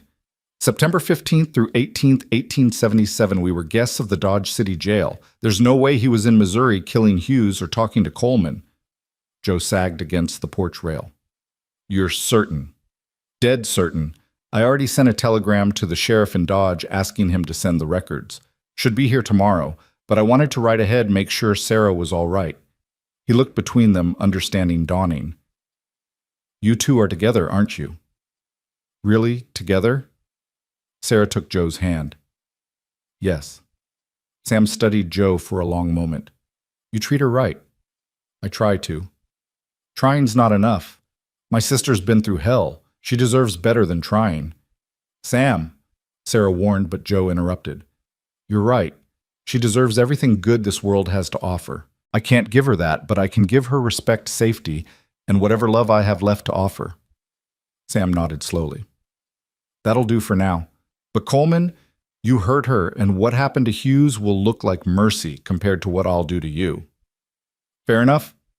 They brought Sam inside, fed him breakfast while he told his story.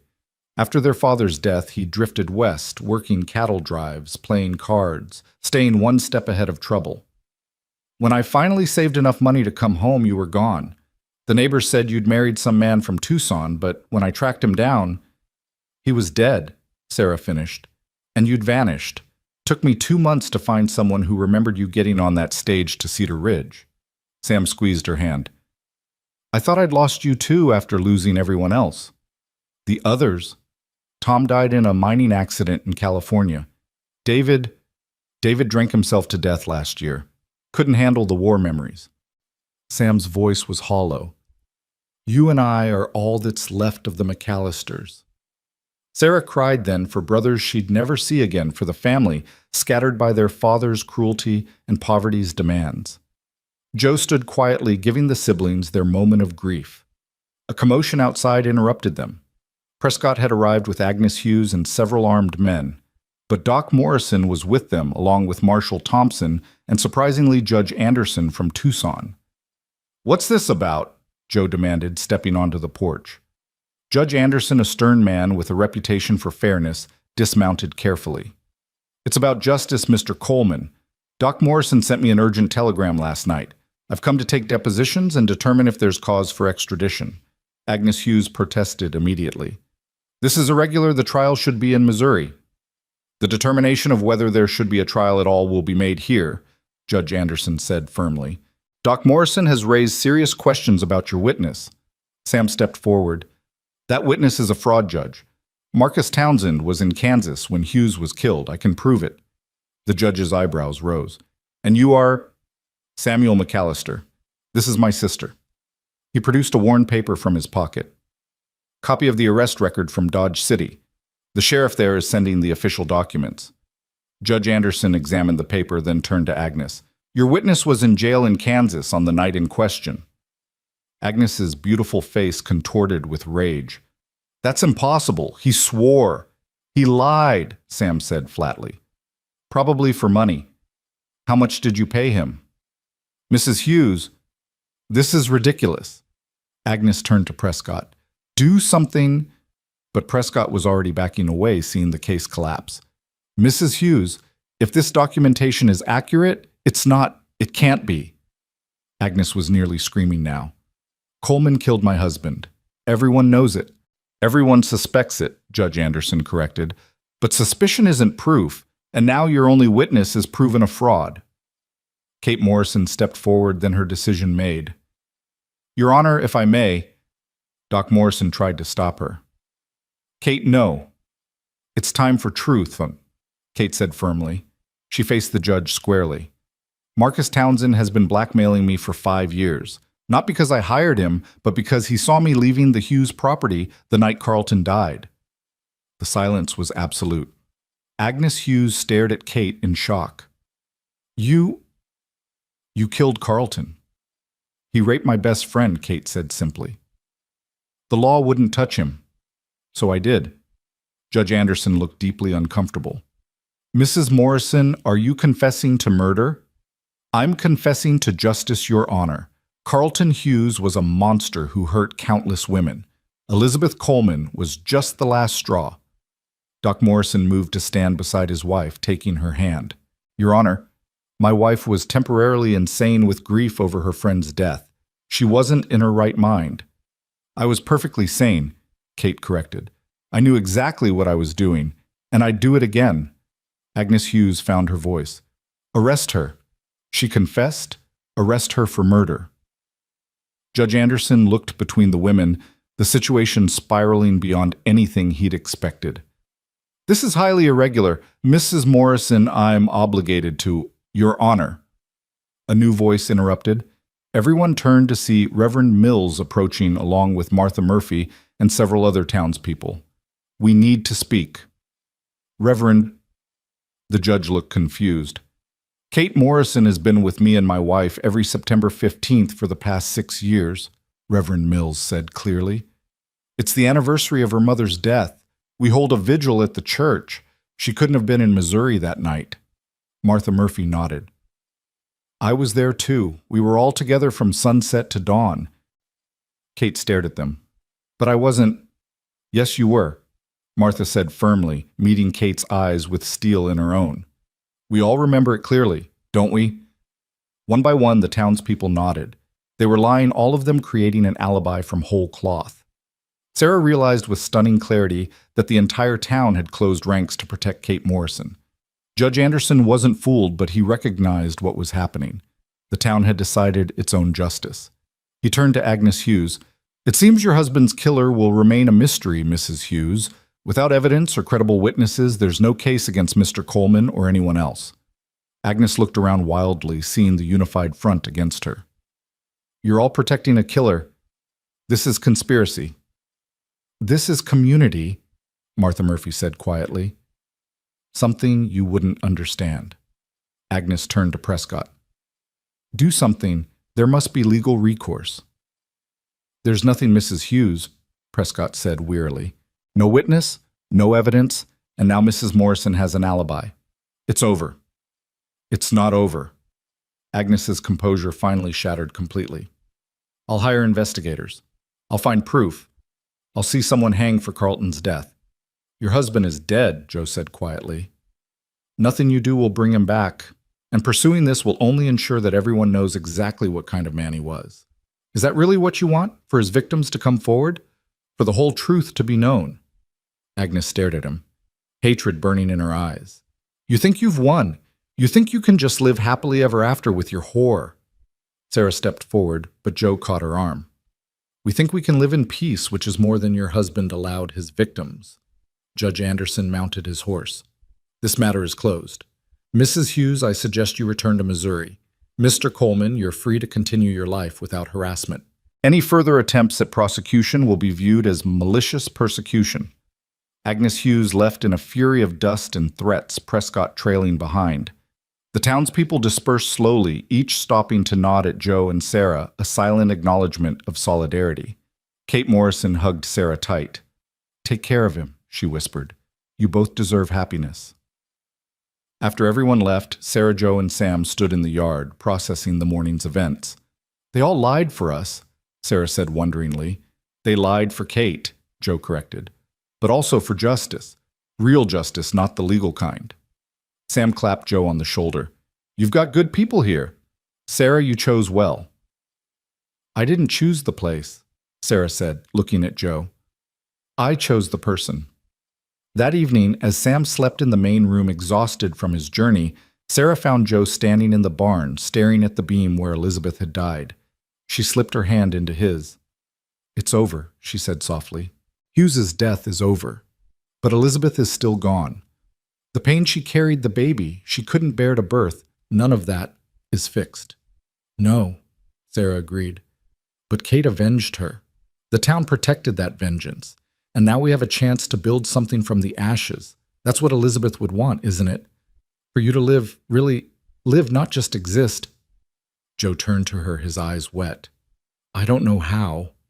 Neither do I, Sarah admitted. But maybe we can learn together.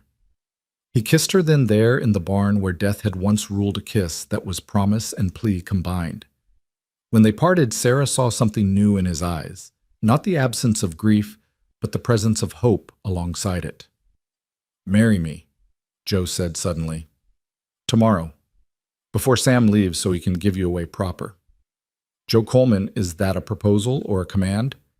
It's a desperate request from a man who's wasted too much time on guilt and not enough on living. He dropped to one knee right there in the barn straw. Sarah McAllister, you came to me broken and gave me purpose. You stood by me when I didn't deserve it. You fought for me when I wouldn't fight for myself. Will you marry me? Sarah looked down at this good man scarred by loss, but not destroyed by it, and felt her own scars throb with remembered pain. They were both damaged, perhaps permanently, but damage didn't mean worthless. Yes, she said simply. Sam gave his blessing the next morning, though not without extracting promises from Joe about Sarah's treatment and threatening bodily harm if those promises were broken. Reverend Mills performed the ceremony that afternoon in the small church with Kate and Doc Morrison as witnesses and half the town in attendance. Sarah wore her good dress, the one Joe had bought her that first week. Joe wore his church clothes uncomfortable, but determined. When Reverend Mills asked for the rings, Joe produced two, a simple gold band for himself, and for Sarah, something that made her gasp. It was Elizabeth's, he said quietly, so only she could hear. Kate saved it, gave it to me this morning. Said Elizabeth would want you to have it, that love shouldn't be buried with the dead.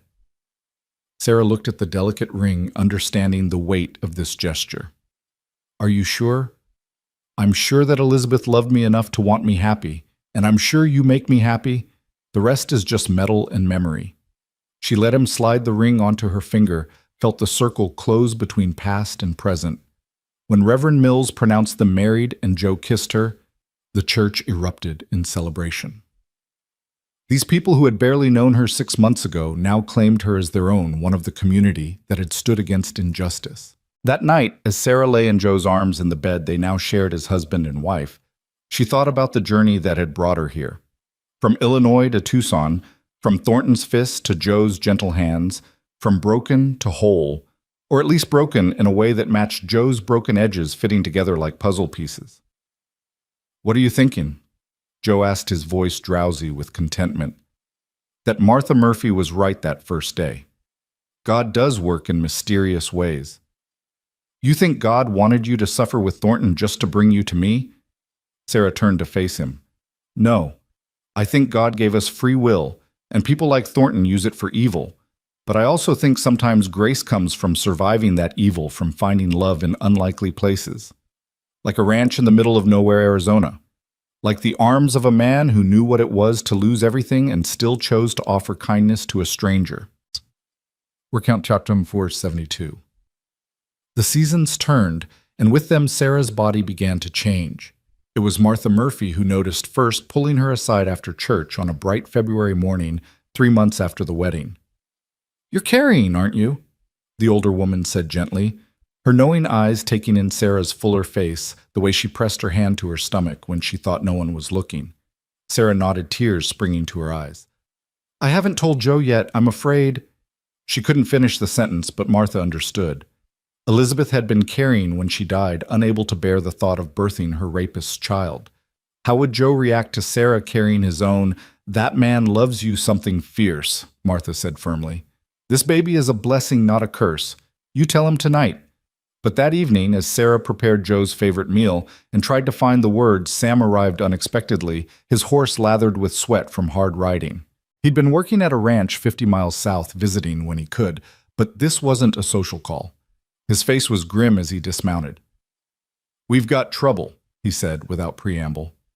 Agnes Hughes is dead. Joe stepped onto the porch, his expression sharpening. What happened? Murdered in her hotel room in Tucson, shot twice just like her husband.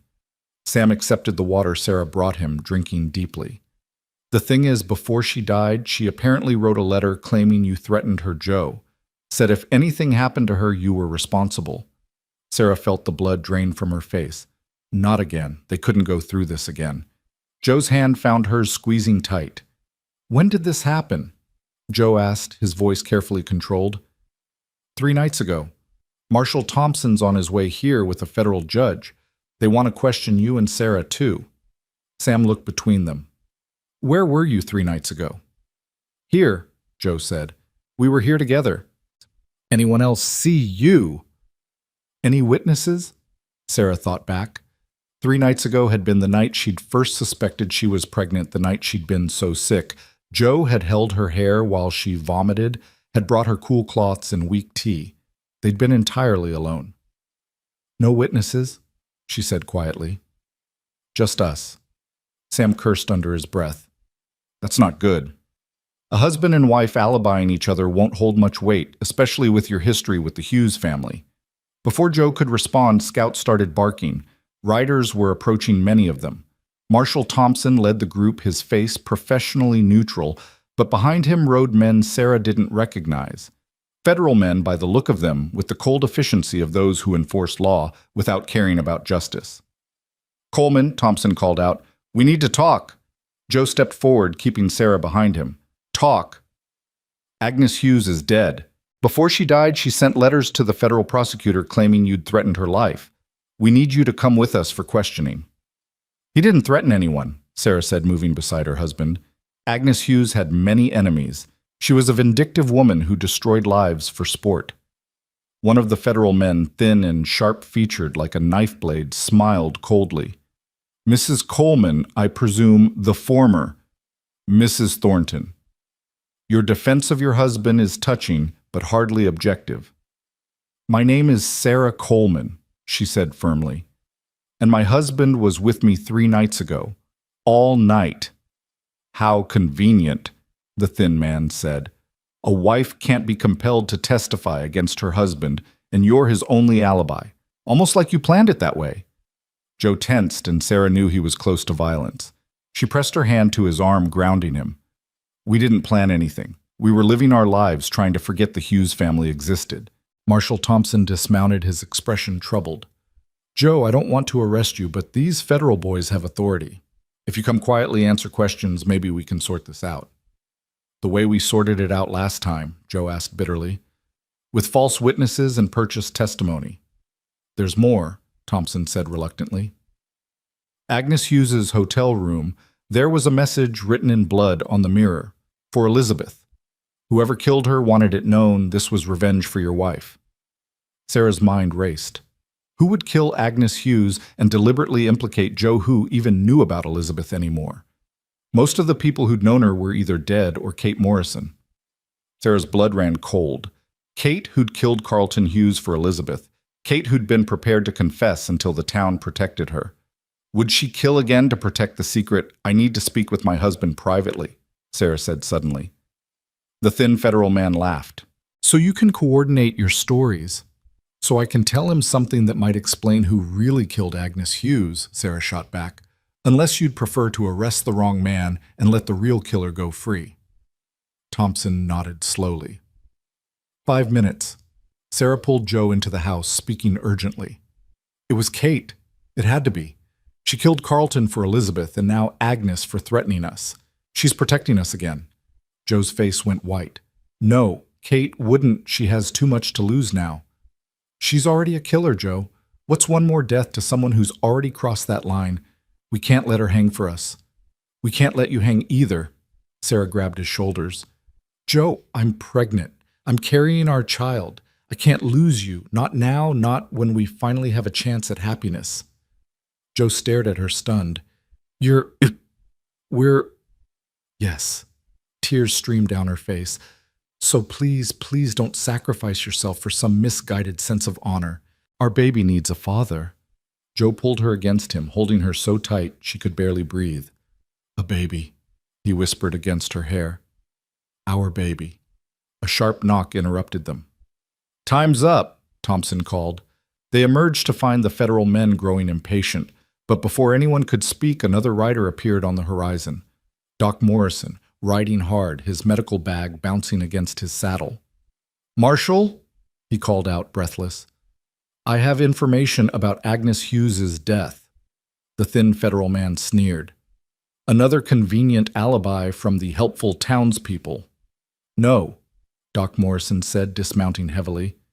"A medical opinion. I've just come from Tucson. The federal coroner let me examine Agnes Hughes's body." "That's highly irregular," the thin man protested, "but legal with Marshal Thompson's permission, which he gave." Doc Morrison pulled out a notebook.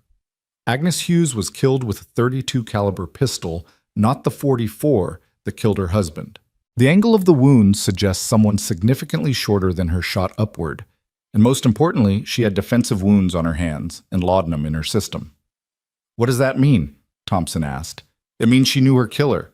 She let them close enough to drug her tea, but fought when she realized their intent." Doc Morrison looked directly at Joe. "Mr. Coleman is 6 feet tall and owns only .44 caliber weapons. He's also never been known to use laudanum." "He could have acquired these things," the thin federal man argued. "More importantly," Doc Morrison continued, "I have 3 witnesses who saw a woman in widow's weeds leaving the hotel near the time of death, a small woman with dark hair." Sarah's mind immediately went to Kate, but Kate had light brown hair and she wasn't particularly small. "Who else would—" "That would be me," a voice said from behind them. Everyone turned to see a woman approaching on foot from the direction of town. She was indeed small with dark hair, wearing the black dress of mourning. But it wasn't Kate Morrison. It was Maria Rodriguez, the elderly Mexican woman who'd been Joe's housekeeper before Sarah arrived. "Maria," Joe said, shocked, "what are you doing here?" The old woman walked steadily despite her age, her face serene. "I am here to confess, Senor Coleman. I killed Agnes Hughes." The silence was absolute. Then everyone began talking at once. Marshal Thompson restored order with effort, then faced Maria. "You're confessing to murder." "See? Yes, I shot her 3 nights ago in Tucson." "Why?" the thin federal man demanded. Maria's dark eyes flashed. "Because she was evil. Because she tortured her husband's victims with her presence. Because she would not stop until Senor Coleman was destroyed." "You didn't even know Elizabeth Coleman," Thompson said, confused. "No, but I knew Lucia Valdez and Carmen Reyes and my own daughter Rosa." Maria's voice broke on the last name. "All women Carlton Hughes destroyed before he ever touched Elizabeth Coleman. All women who died by their own hands rather than live with what he did to them." Sarah gasped. 3 more victims, 3 more women driven to suicide by Hughes's violence. Maria continued, tears streaming down her weathered face. "I worked for the Hughes family for 20 years. I saw what he did. I kept silent because I needed the work, because my family needed the money. But when my own daughter became his victim and hanged herself in shame, I could not bear it anymore." "So you killed Carlton Hughes?" Thompson asked. "No, I was going to, but someone else did it first. I thought justice was finally done. But then his widow came here trying to destroy the one good man who'd stood up to her husband. She had to be stopped." "How did you even know she was in Tucson?" the thin federal man asked suspiciously. "I have family there. They work in the hotel. They told me she was staying there planning more evil against Senor Coleman." Maria reached into her pocket, and several men reached for their guns, but she only pulled out a rosary. "I put laudanum in her tea. I wanted her sleepy, peaceful, but she recognized me, started screaming about her husband, about how I'd stolen from them. So I shot her, twice, like someone shot him." "You wrote the message," Thompson said, "for Elizabeth. For all of them.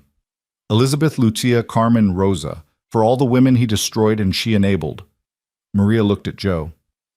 "You tried to get justice the legal way, senor, but sometimes God's justice comes through other hands." The federal men huddled, conferring. Sarah held Joe's arm, feeling him tremble with shock and grief. This elderly woman had carried this burden, had committed murder for women long dead, for a justice the law would never provide. Finally, the thin federal man spoke. "Maria Rodriguez, you're under arrest for the murder of Agnes Hughes." Maria nodded calmly. I expected this. No, Joe said suddenly. She's confused. Her daughter's death affected her mind. She doesn't know what she's saying. I know exactly what I am saying, Senor Coleman. Maria smiled sadly at him. You are a good man. You deserve a good life with your good wife. Do not waste it on guilt for things that were not your fault. As Thompson prepared to take Maria into custody, Kate Morrison arrived in her carriage, Doc Morrison having clearly sent word. She took in the scene with one glance and went straight to Maria. You foolish, brave woman, she said softly. Maria looked at her knowingly. We do what we must for justice, no. Kate's eyes filled with tears, understanding passing between them. Two women who'd taken justice into their own hands, who'd crossed the line of law for the sake of right. I'll get you a lawyer, Kate said. The best possible. No need, Maria said peacefully. I am old. Prison or hanging, it makes no difference. My Rosa is waiting for me. As the marshals led Maria away, Sarah heard her whispering prayers in Spanish, her voice calm and certain. The crowd that had gathered parted silently, some crossing themselves, others simply bearing witness to this small woman who'd carried such terrible purpose.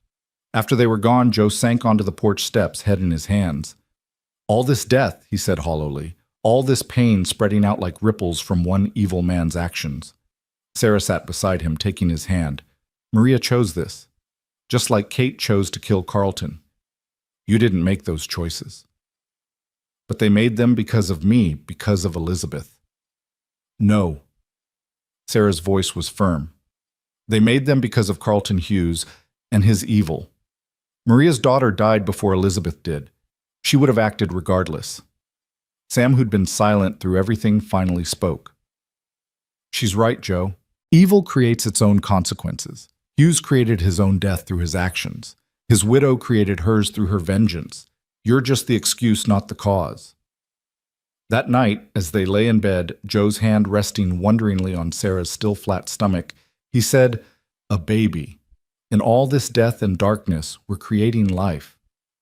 Elizabeth would be happy for you, Sarah said softly. How do you know? Sarah thought of the journal of Elizabeth's words of love for Joe, her wish for his happiness even in her darkest moments. Because she loved you. Real love wants happiness for the beloved even after death. Do you think Maria will hang? Sarah considered. She's elderly, clearly acting from grief. She might get mercy. She doesn't want mercy. You heard her, she wants to join her daughter. They were quiet for a moment, then Joe said, I want to name the baby Rosa if it's a girl, for Maria's daughter, for all of them.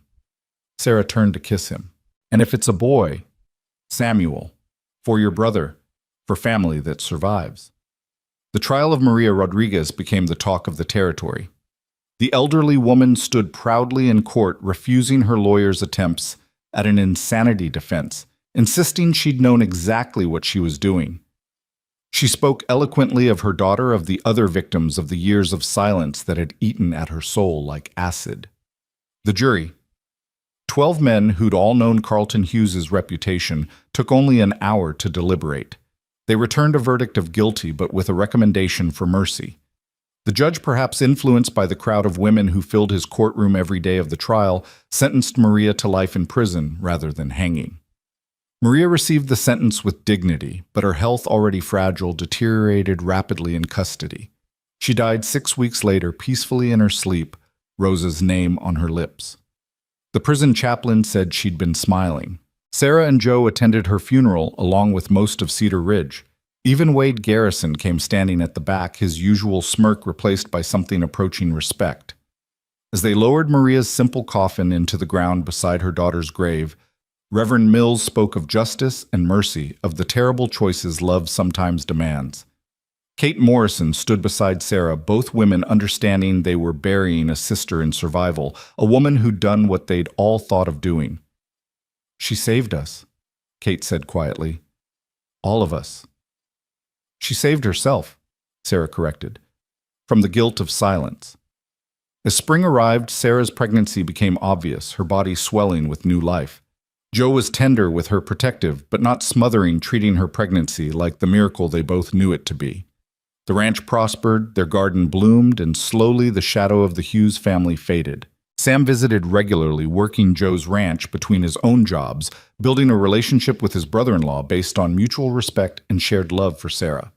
He was there the morning Sarah's water broke, riding hell for leather to fetch Doc Morrison, while Joe held Sarah's hand through the contractions. "I'm scared," Sarah admitted as the pain intensified. "You're the strongest woman I know," Joe said, kissing her sweat-dampened forehead. "You survived Thornton. You stood up to Agnes Hughes. You rebuilt yourself from nothing. You can do this." The labor was long and difficult, but Sarah thought of Maria Rodriguez, of Elizabeth Coleman, of all the women who'd suffered and survived or died trying. She would not let their sacrifice be in vain. She would bring this child into the world, would raise it in love and strength, would teach it that sometimes justice comes in unexpected forms. When Doc Morrison finally placed the squalling infant in her arms, Sarah wept with joy and exhaustion. "It's a girl," the doctor said, smiling. "A healthy, perfect girl." Joe's eyes were wet as he looked at his daughter, this tiny person who represented redemption and hope. "Rosa," he said softly. "Rosa Elizabeth Coleman." "She's beautiful," Sam said from the doorway, his own eyes suspiciously moist. "Looks like her mother." "God help her then." Sarah laughed through her tears. As she nursed her daughter for the first time, Sarah marveled at the journey that had brought her here. From a desperate mail-order bride to a battered woman fleeing abuse from a housekeeper to a wife from broken to whole, or at least whole enough to create new life. Kate Morrison visited the next day, bringing a beautifully embroidered blanket. "For Rosa," she said, admiring the baby. "May she never know the pain we've known." "She'll know pain," Sarah said realistically. "But she'll also know she's loved. She's valued. She's worth fighting for." Kate smiled sadly. "That's all any of us really need to know." As summer ripened into fall, Sarah stood in her garden, Rosa sleeping in a basket beside her, watching Joe work with the horses. He moved with easy grace, no longer carrying his grief like a visible weight. He would always mourn Elizabeth, just as Sarah would always carry the scars of Thornton's abuse. But they'd learned to build happiness on the foundation of sorrow, to create beauty from ashes. Sam had taken a permanent job at a neighboring ranch close enough to visit weekly to be the uncle Rosa deserved. He was courting Martha Murphy's niece, a sweet girl named Claire, who didn't mind his rough edges. Sarah had hopes of a wedding by Christmas. Wade Garrison had surprisingly become almost civil, tipping his hat when he saw them in town, no longer making crude offers or implications. Maria Rodriguez's dignity in the face of death had affected even him, apparently. The legal troubles were past. The Hughes family's influence finally ended with Agnes's death and Maria's confession.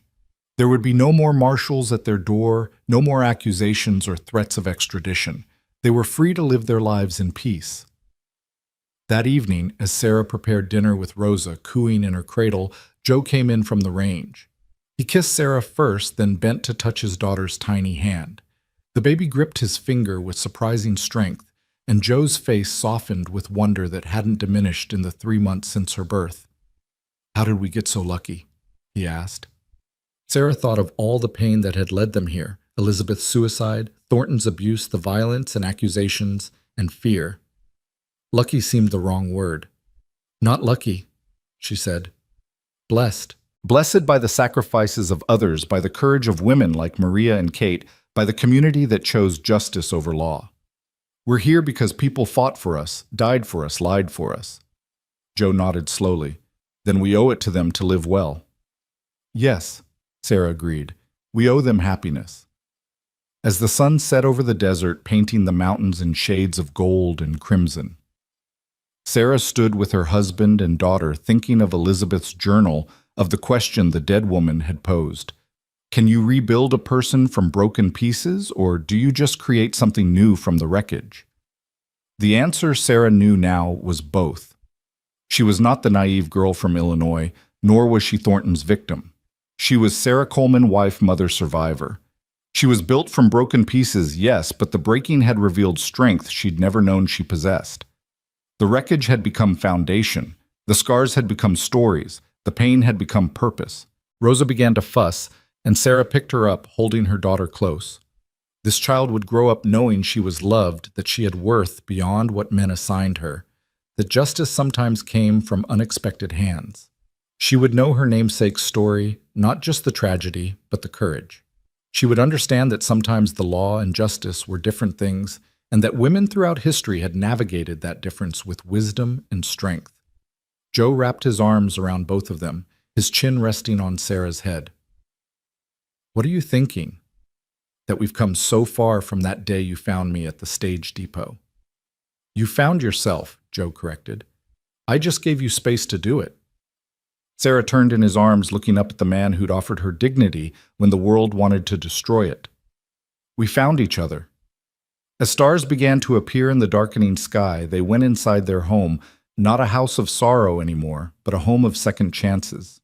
The ghosts were still there, would always be there, but they were peaceful ghosts now, satisfied that justice in its own way had been served. Tomorrow there would be chores and challenges, the ordinary business of living. But tonight, there was peace. Tonight, there was love. Tonight, there was hope. And in the end, Sarah thought, as she nursed Rosa by lamplight, while Joe read aloud from a book of poetry, hope was the greatest justice of all. Hope that the future could be better than the past, that love could grow from loss, that broken people could create whole families. The desert wind whispered around their adobe walls, and Sarah could almost hear the voices of the women who'd made this possible. Elizabeth Maria Rosa Valdez and all the unnamed others who'd suffered and survived or died trying. Their sacrifice had not been in vain. Their story continued in this child, in this marriage, in this life built from the ashes of tragedy. "I love you," she told Joe, the words still feeling new and precious after months of marriage. "I love you too," he replied, marking his place in the book to look at her fully. "Both of you, all of us."